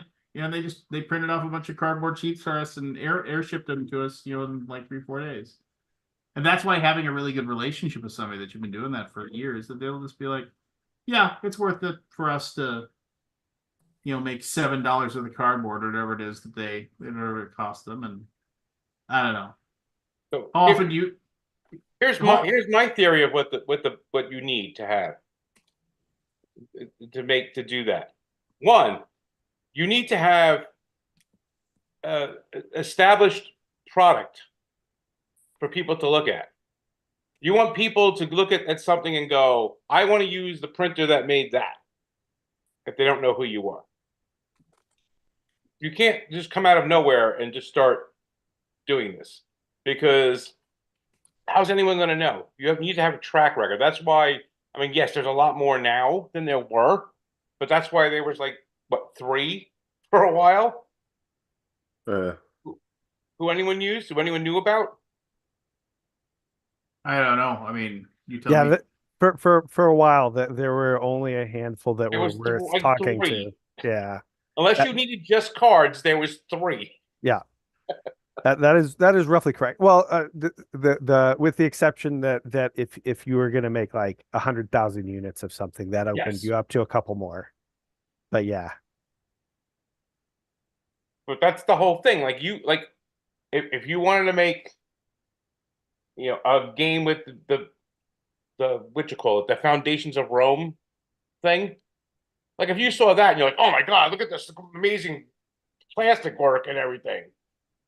Who made who did that? Then you'd go seek those people out. They don't even have to technically come to you. But if they did come to you, they can say, oh, you want to do a game with plastics? Look what we did. I think to that point, what Forrest's approach is could help a lot. Like he is potentially doing something by helping with their Kickstarter that he can point at and be like, this is what I did, right? Like not the game necessarily, but the I helped make this a reality by this step and this step and this step. And so if he leverages it correctly, I think he has something he can point at that is right. No, that's definite. But what I guess I'm having the hard thing of grasping is the service that is going to be provided. The service is that'll be provided under Forrest's umbrella of his department. Let's say his department now under the Hero Time umbrella. There's no guarantee that that person who signs up for that service is using Hero Time to print.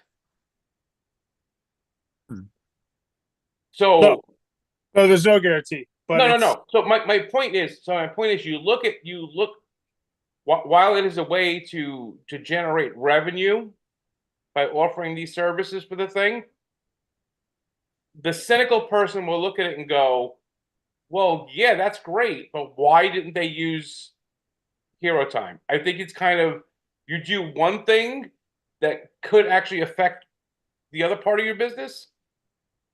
It just seems kind of like one of those things that's like, it's one thing if you offer it as a service along with the, you know,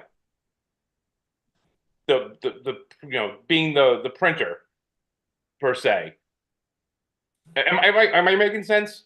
You are, I mean, but I think you're going about it kind of like the long way around the block to get to your front door, you know? What's the front door?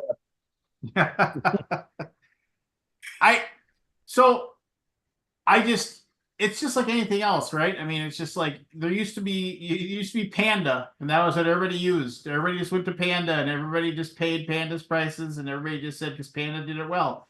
And the crazy thing is, and I can't speak for every single manufacturer, most of these manufacturers, I mean, they don't own a warehouse, they don't own any kind of manufacturing equipment or anything like that. Brokers. They're a broker. They have relationships with warehouses and people that create things, and they just work with those things, and they go out and they do it.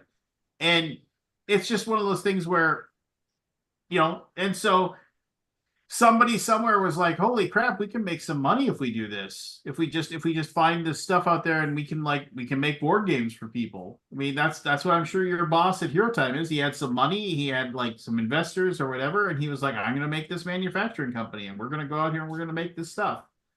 I mean, it's one of those things where if you the more, it's like Kickstarter too. I mean, it's just like it used to be. There was 10 games on Kickstarter at one point, and that was it. Now there's 10 new games every day. I mean, it's as soon as people realized they can make money, then they started showing up. Mm-hmm.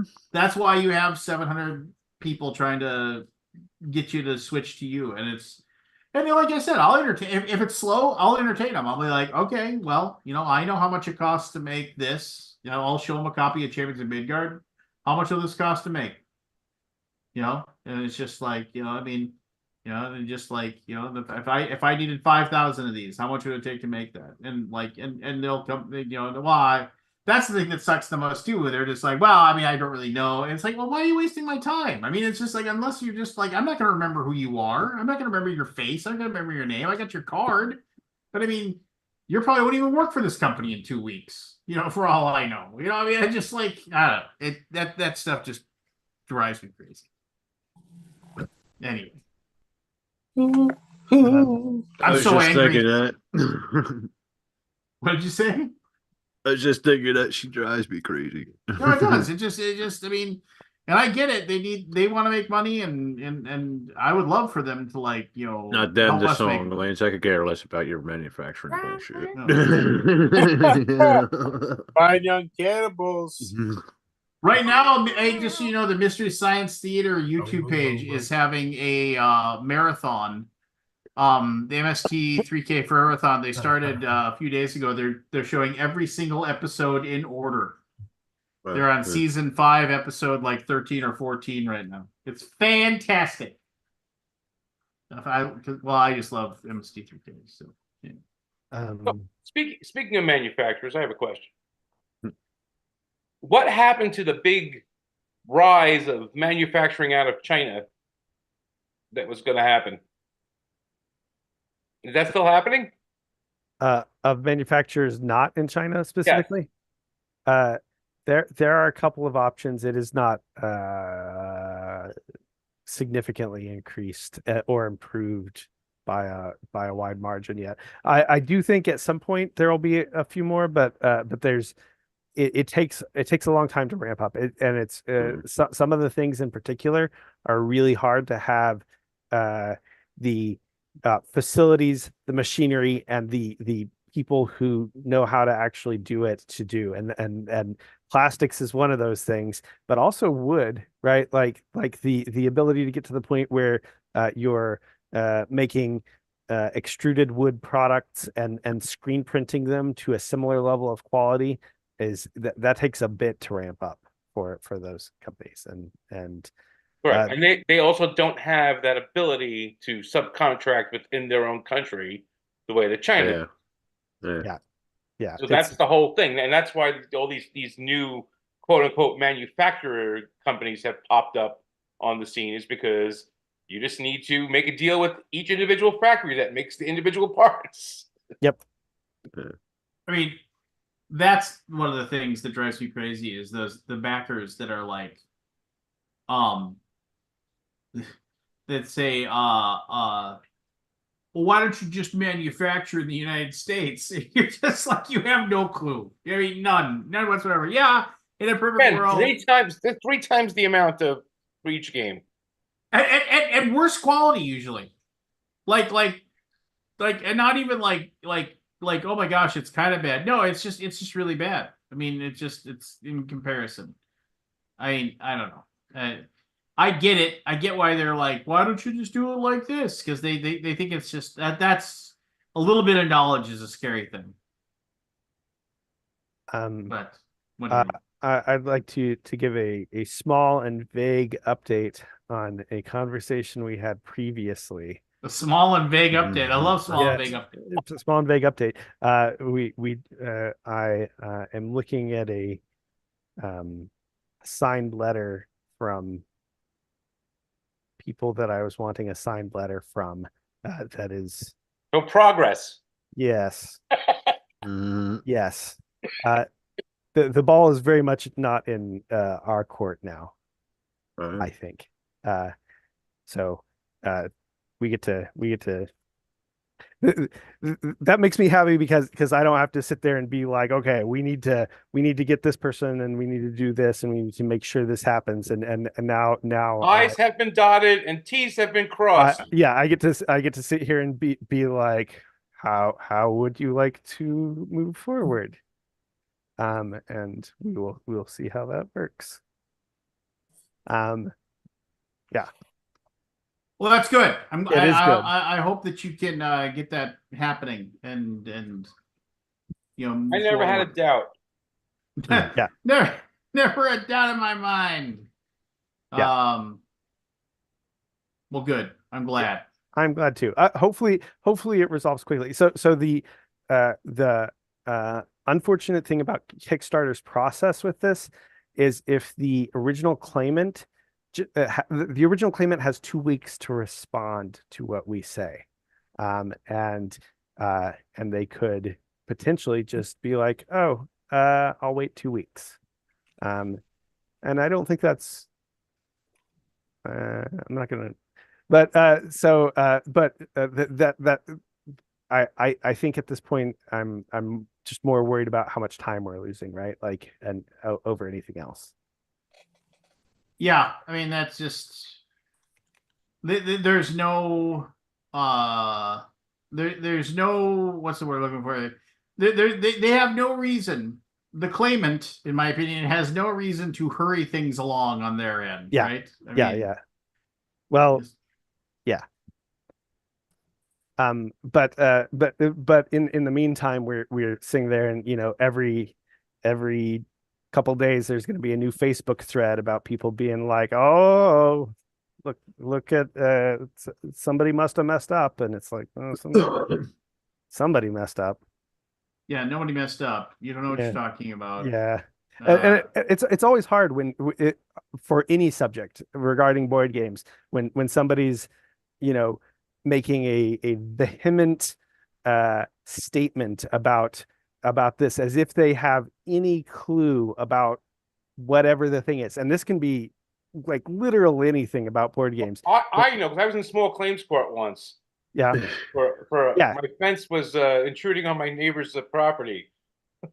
Yeah, exactly. And they always, it's always somebody stating something as if it is an indisputable fact when it's like you have no idea. You don't know anybody involved. You don't understand the industry. You're making a random guess, but you sure are stating it with fervor and conviction. yeah. Just And that's always it's hard and it's hard to respond to those people too because you don't want to even bump their thread, right? Like oh yeah, you don't want to give them any semblance of recognition whatsoever, because the last thing you need is somebody like saying, well, there must be a reason why they came in here and tried to shut this guy down or whatever, and you're just like, no, but yeah, I know, man, it just what a it's crummy.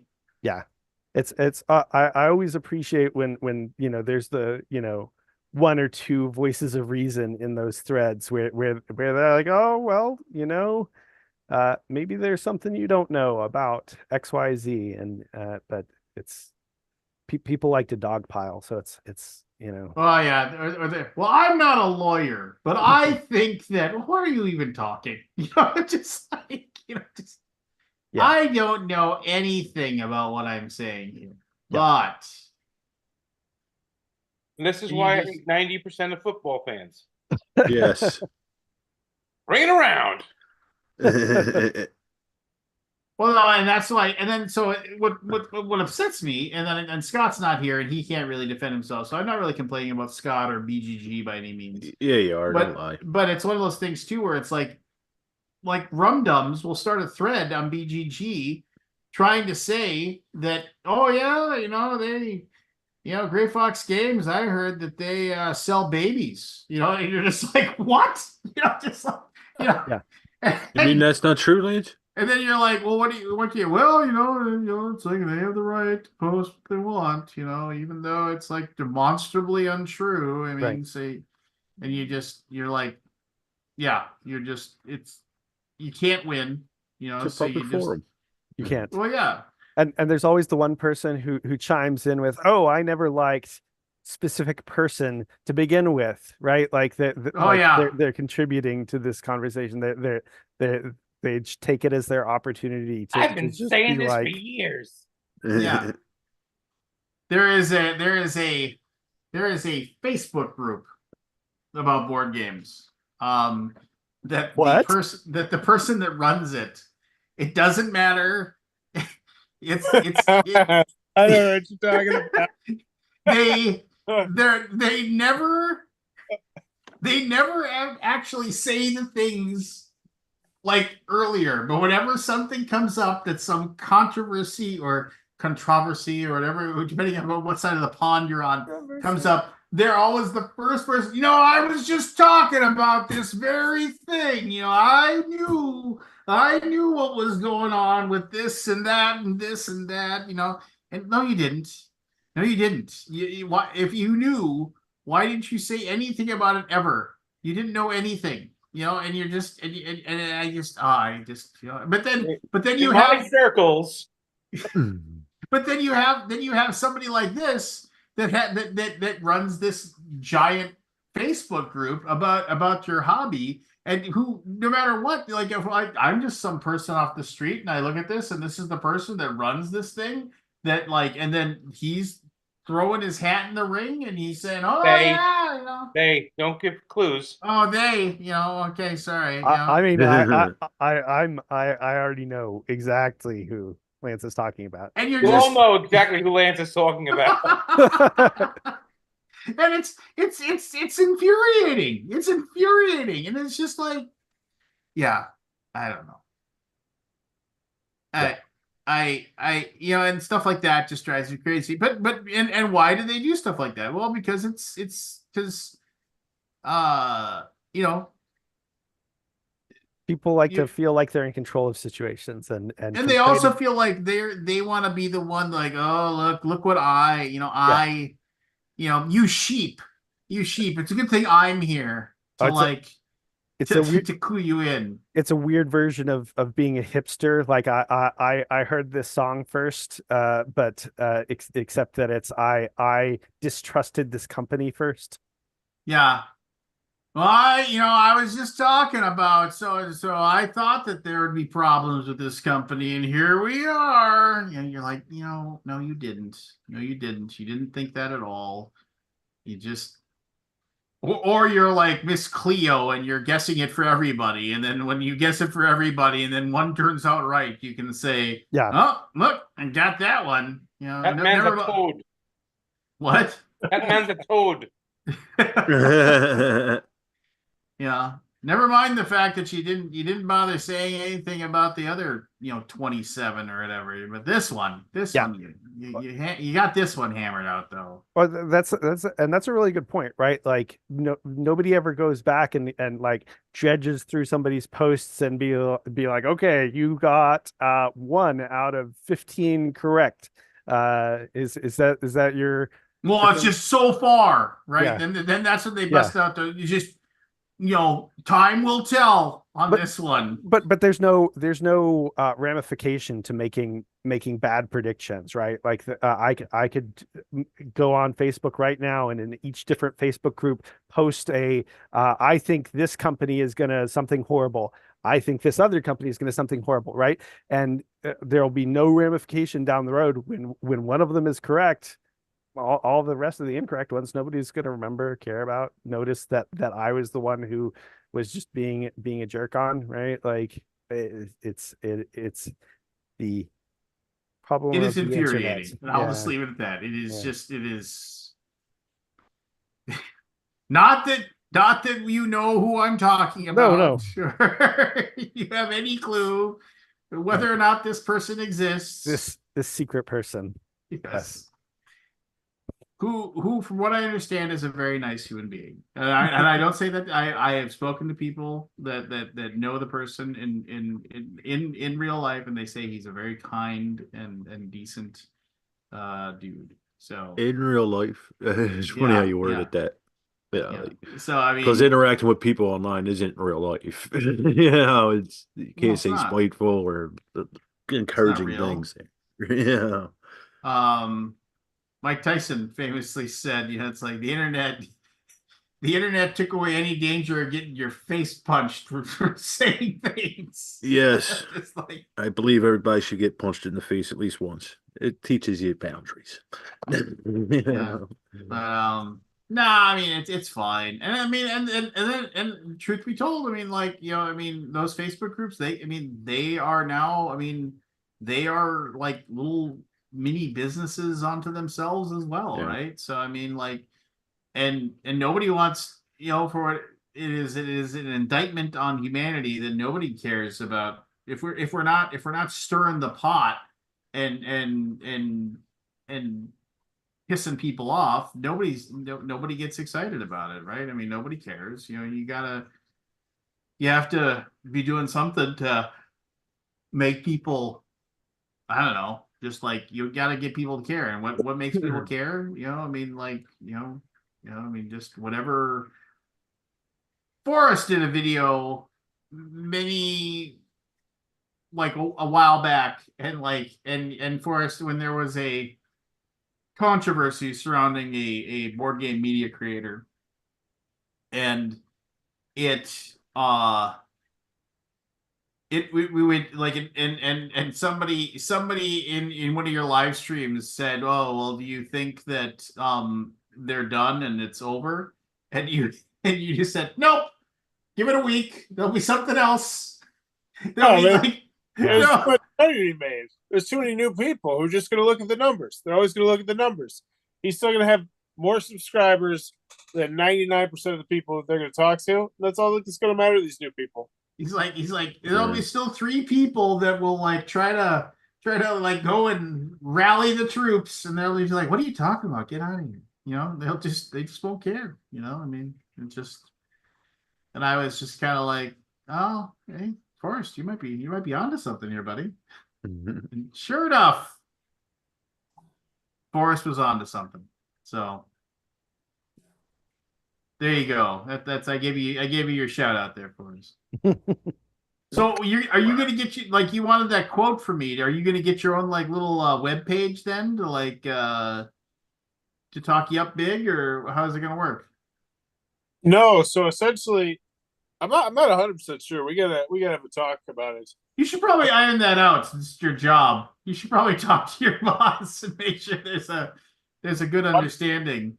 He does things at a pretty rapid fire pace. It's man, Gamma was an eye opener. He wheels and he deals, and it was fun being in the meetings. Like it was intense. Like he went Wolf of Wall Street at some points. Some of these meetings, like he's an intense guy, but it's like really good, like board game, like manufacturing, like knowledge just being thrown at you, and it's interesting. I also got to run the booth and like talk to all the people. That's pretty cool too. Really dug that. And yeah, well, I am disappointed I won't officially be working for the company anymore because I do think they have a bright future. Like they got some cool ideas, and I know they signed some big deals at Gamma, like some big stuff. Yeah. So yeah. How come you're not working for him anymore? I think I missed the beginning of it.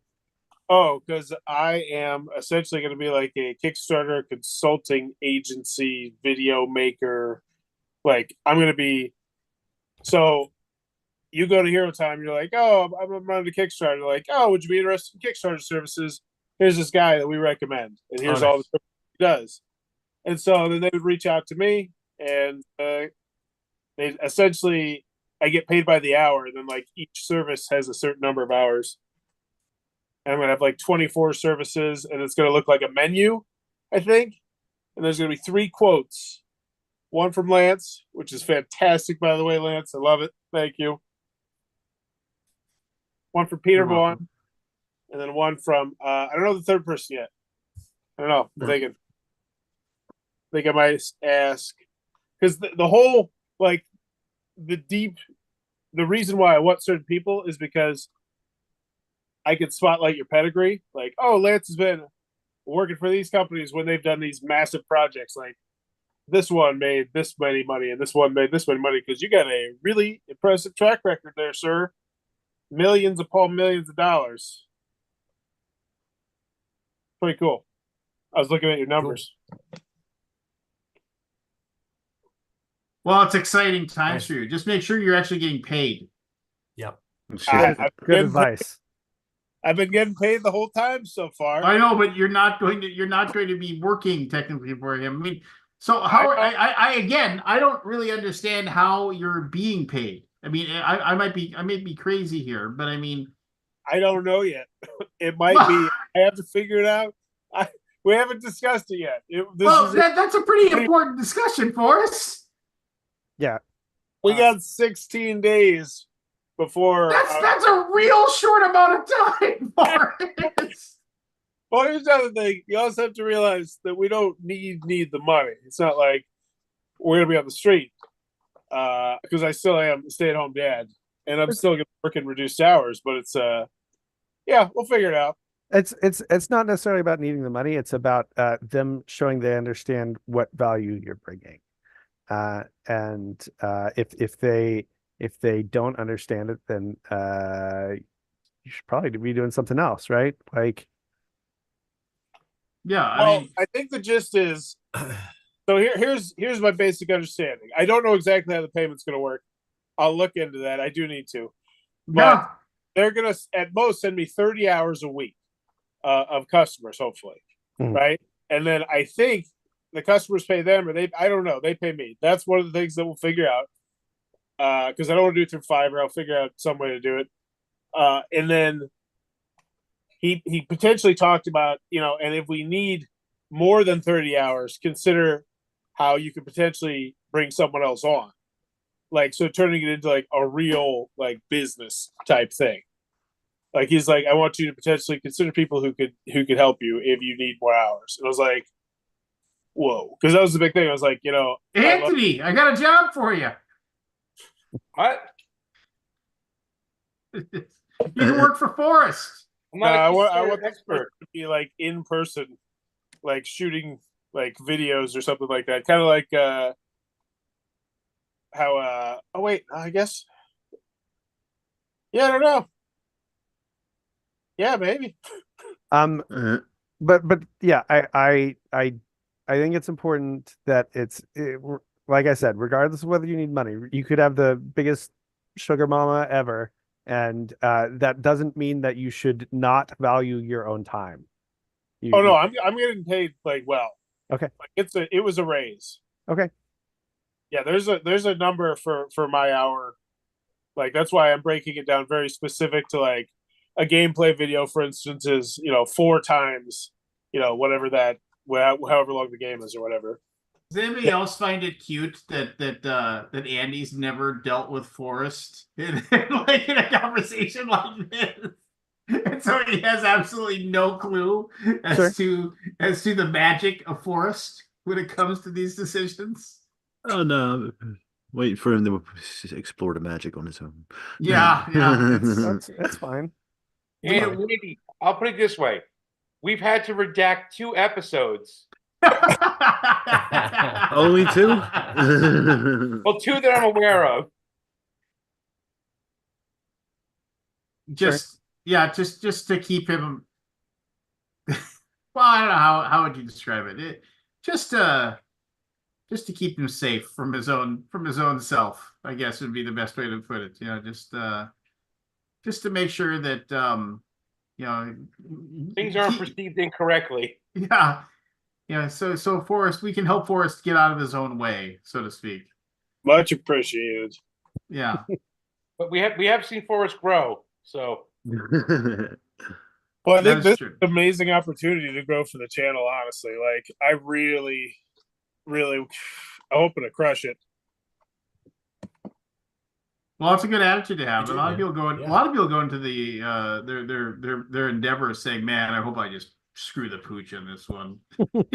Just like, hey, if there's just some way that I can really just screw myself over. I just hope this all blows up in my face one day. Yeah. I mean, wouldn't that just be the best? You bring up a solid point. Well, good. Yeah, and what Andy is saying is true. I mean, like,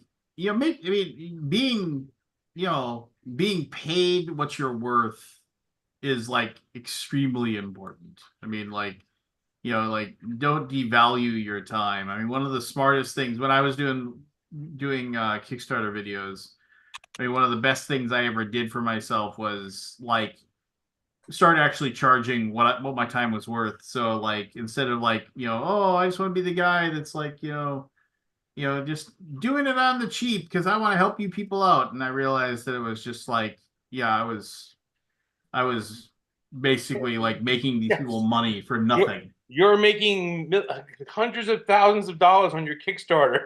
Yeah. Because of me. Yeah, I mean, well, I don't know if it was hundreds of thousands of dollars, but it definitely was like I was helping, and I had nothing to show for it, right? So I mean, it was just one of those things where. So I mean, yeah, I mean, it's just know what you're worth, and if you're making him a bunch of money, then he should be paying you a bunch of money. But anyway. Okay, how it goes. I'm happy with my hourly rate. I'm very happy with it. Well, yeah, but he's not going to be paying you an hourly rate anymore. Remember, he says you're not going to. No, you're not going to. No, I am going to be worth. So essentially, he's going to have a menu. People are going to order off the menu. I will give them the services, and then in some way, the money will go into my pocket. I don't know the exact way the money's going to magically appear. I'm not that concerned because he has yet to do anything. Like I got a bonus like just last month. Like it's been. It was a corn dog. And like also, like I said, I crushed it at the convention, and so I'm also going to be helping with convention work too. So like he clearly plans on like taking care of me. I do believe. I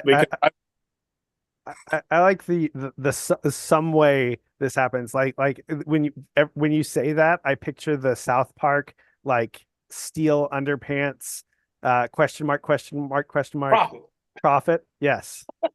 That's what's in my head when you're saying some way this happens. In some way. Hey, that's a question for my boss. Yeah. Yeah, I suppose it is. I have a feeling we're gonna have like a pretty in-depth discussion. Like right now, my goal is to shed my 100+ customers. So I have to like personalize email, like, "Hey, what's up? Someone else is gonna be reaching out to you," and then type up like what stage the process they're in and all that sort of stuff. And then I'm dealing, I'm working with some of them right up until the end of the month too, because some of them are like so close to sale that you just don't want to break the customer service there. And then after that, I'm really going to pivot to turning a list I have into 24 separate services that I offer.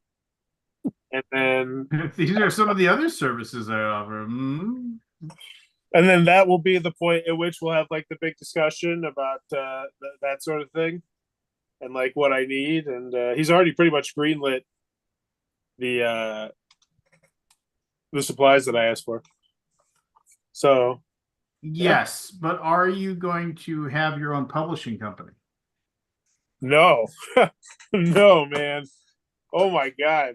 I'm so happy for Jeff. That's amazing. Because he's going to have one? Like, yeah, like that's the plan. What is this? Jeff's going to have Jeff Borbeau is going to have he's going to start a publishing company and hopefully put out a game. And if it goes well, hopefully more. And theoretically your boss is going to fund it for him? I wasn't in the room where the conversation happened, so I'm not going to speculate. Fair enough. Like if I was in the room, that'd be a different thing, but I don't know I was not in the room. I was in the room where I heard all about Bowers Game Corner, consultant Kickstarter agency at large LLC, something or other. I was there when my name was called. I wish Chris was still here. Why? I just read an article on giving a jersey number and what they got for it. Are you saying that he didn't get as good of a deal as he could? No, he got a good deal because that guy Kyle Pitts was wearing number 8 in Atlanta, and he's giving it to Kirk Cousins. In exchange, what did he ask for in exchange? Throw me 150 passes this year. Just give me targets. Is that what he said? That's all he asked for. Well, I mean, he might actually make Kyle Pitts' career because Kirk loves throwing to tight ends. So that'll be interesting to see. What was I going to say? He could have got an ice cream cone. He could have got an ice cream cone. There was something, I forget what it was, but there was something like in baseball-ese, like somebody wanted to give somebody their number and like the MLBPA like put a stop to it. It was because of like, I forgot what it was, but they wouldn't allow it to happen because it had to do with jersey sales, with jerseys with that number. And so they couldn't switch it because of the fact that there was still like, there's some like in the agreement between the players union and the owners and whatever in the MLB, like he couldn't just give up his number. Like they wouldn't allow it to happen. Yes. So here's an interesting thing with the baseball thing, with jerseys and jersey sales. Do you know how hard it is to buy an authentic Yankee jersey?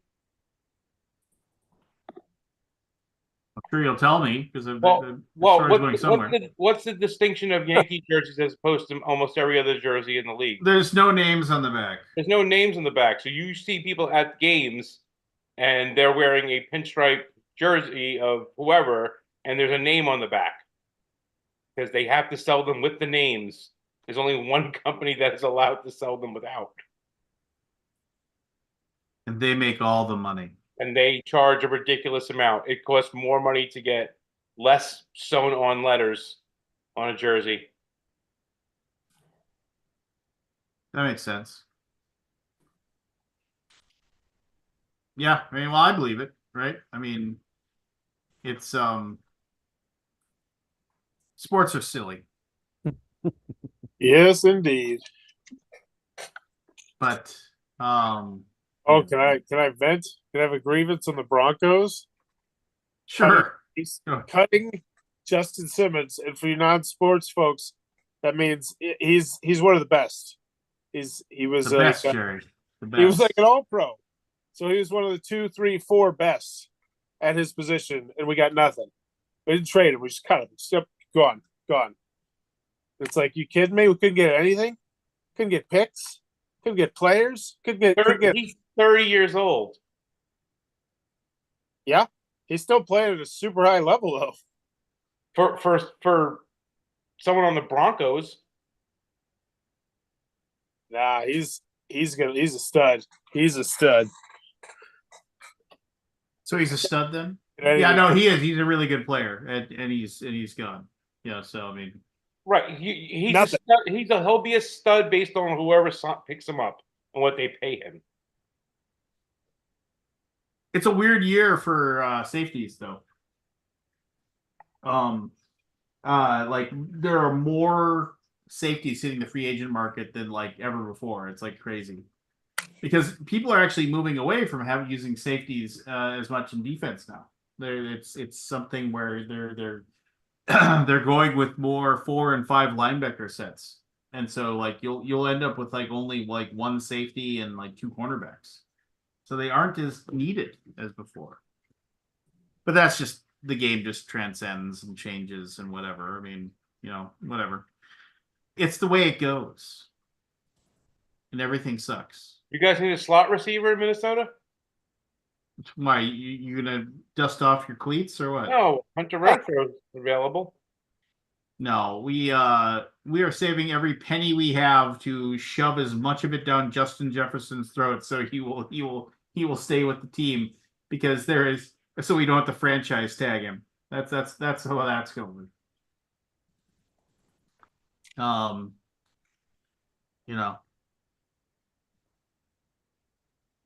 Yeah, whatever. It doesn't matter. All right. Does anybody else have anything? Evan, you said almost nothing. Anything cool going on with you? I suppose I should talk before I shut down the thing. So just chilling, man. Working on board games. Yeah. That's it. Yeah. I'm excited. Like in the next 3 to 4 years, I've got like 3 or 4 games coming out, so I'm excited about it. But no links. Nothing's been published yet, so nothing exciting to point to. One company thought good enough of your ability. Well, that was a mistake, obviously. Yeah, it was. It was obviously a mistake. But but we published. We went to the trouble of publishing for you. So That's true. I appreciate that. I know I'm ready for the expansion. I'm excited. Well, you should be. Okay. So now we just gotta actually make it. And I get to see Josh in Germany. When are you going to Germany? In October. There's a little game convention over there. Small little city called Essen. Small little, yeah, I've heard of it before. Yeah, it's a little tiny game convention over there. Does Trick or Treat go to Essen, Andy? Yeah, past couple of years we've had a booth at Essen. This will be my first one. Does it transfer over pretty well to the German crowd? Your games? So some of it, yes. Some of it less so. Some of the licenses, like Texas Chainsaw Massacre, less well known, right? Right. but Halloween is more universal. Yeah. So the actual bigger problem is some of the stuff, the licenses are regional, right? Like we've got the Chucky game, and we can't take that to Essen. We can't sell that at Essen. We can take a copy. We can say, look at this copy, but we can't sell copies there of Chucky because we don't have rights over there. So that's the more annoying thing. And it also means so normally we've got our game stuff, but we've also got like a selection of masks and other paraphernalia. But we have to be really careful about what we bring over because we can only bring over certain things. And yeah, so it's got pluses and minuses. But yeah, for the most part, horror is horror. It's interesting talking to people from Germany, because some people from Germany say Halloween not a thing at all, and some of them say, oh yeah, it started, we've started doing that more. But the licensed IP stuff, for horror fans, that's more year round, and so that works in our favor, right? Like the Scream movie or the Halloween movie or various other things. People who like those things like it regardless of what time of year it is. It's when you're talking about like things that are named tricks and treats, right? Like that is a pretty specific Halloween targeted thing, and Yeah. in that country that just completely misses for some portion of that crowd, for sure. So Yeah, I mean, I do find that interesting. Yeah, I mean, it's just like we'll go and take meetings, but we rarely have a booth just because it doesn't seem to transfer very well to the expenditure does not seem to transfer very well over. Yeah, I don't know what the deal is. It's I don't think it's for most of our games are highly thematic, and even like they're not Ameritrash by any means, but they definitely are more trashy Euros, and those don't seem to do as well for in Germany and stuff like that. So I mean, I don't know. It's yeah. I mean, what are you gonna do? No big deal. I have a grievance. Go. I have a grievance for Forrest complaining about Justin Simmons. Considering the fact you just signed Brandon Jones to safety, who was ranked 16th among all safeties last year, where Simmons was ranked 42nd. Stop complaining. Yeah. What are you gonna say to that? What are you gonna say to that there, Forrest? That's exciting. I still feel like we could have easily traded something for the guy. Like, we could have done both. Like, I'm just upset we got nothing. Nothing at all. Like, I get that we have to lose You players. couldn't get anything for Russell Wilson. Well, that's because Russell Wilson's he's old as dirt. Justin Simmons is not. Hey, you know what you got for Russell Wilson? The joy of paying $39.5 million of his salary this year, while Pittsburgh has a good season with him.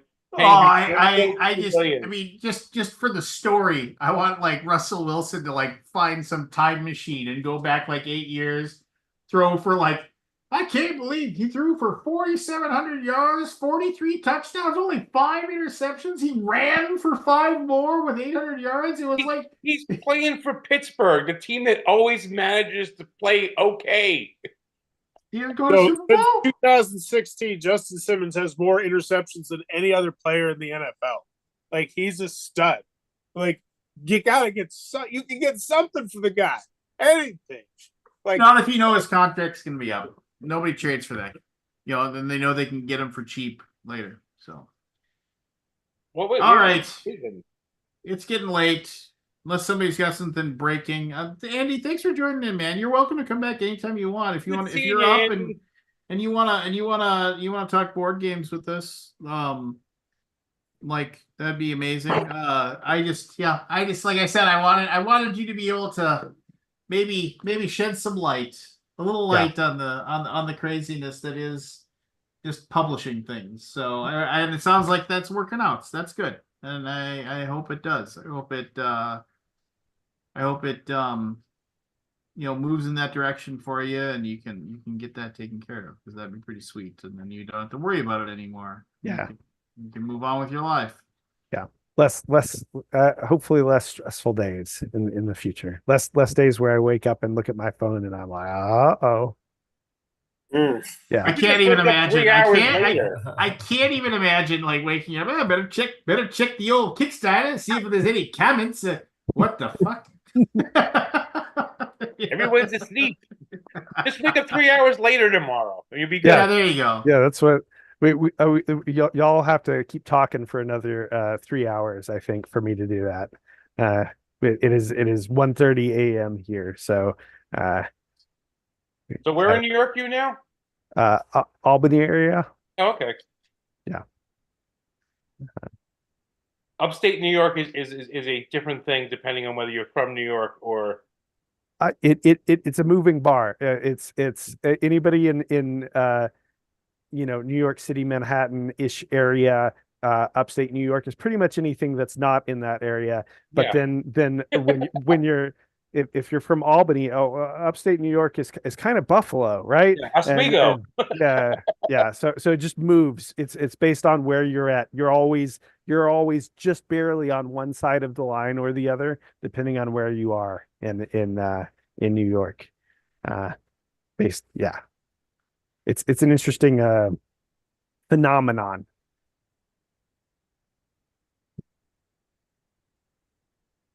All right. Thanks for having me, Lance. Yeah, and I appreciate everybody that came on and talked and whatever. As always, everybody have a good night. Andy, it was good to catch up with you again. Yeah. I mean, just old times, good old times.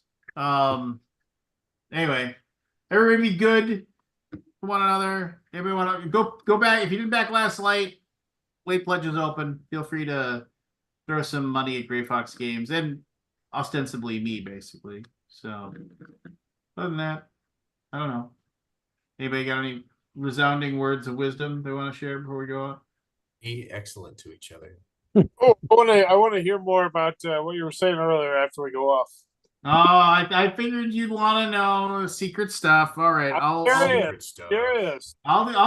secret stuff. Okay, everybody. Be awesome, and I'm gonna stop the live stream. Good night, everyone. Bye.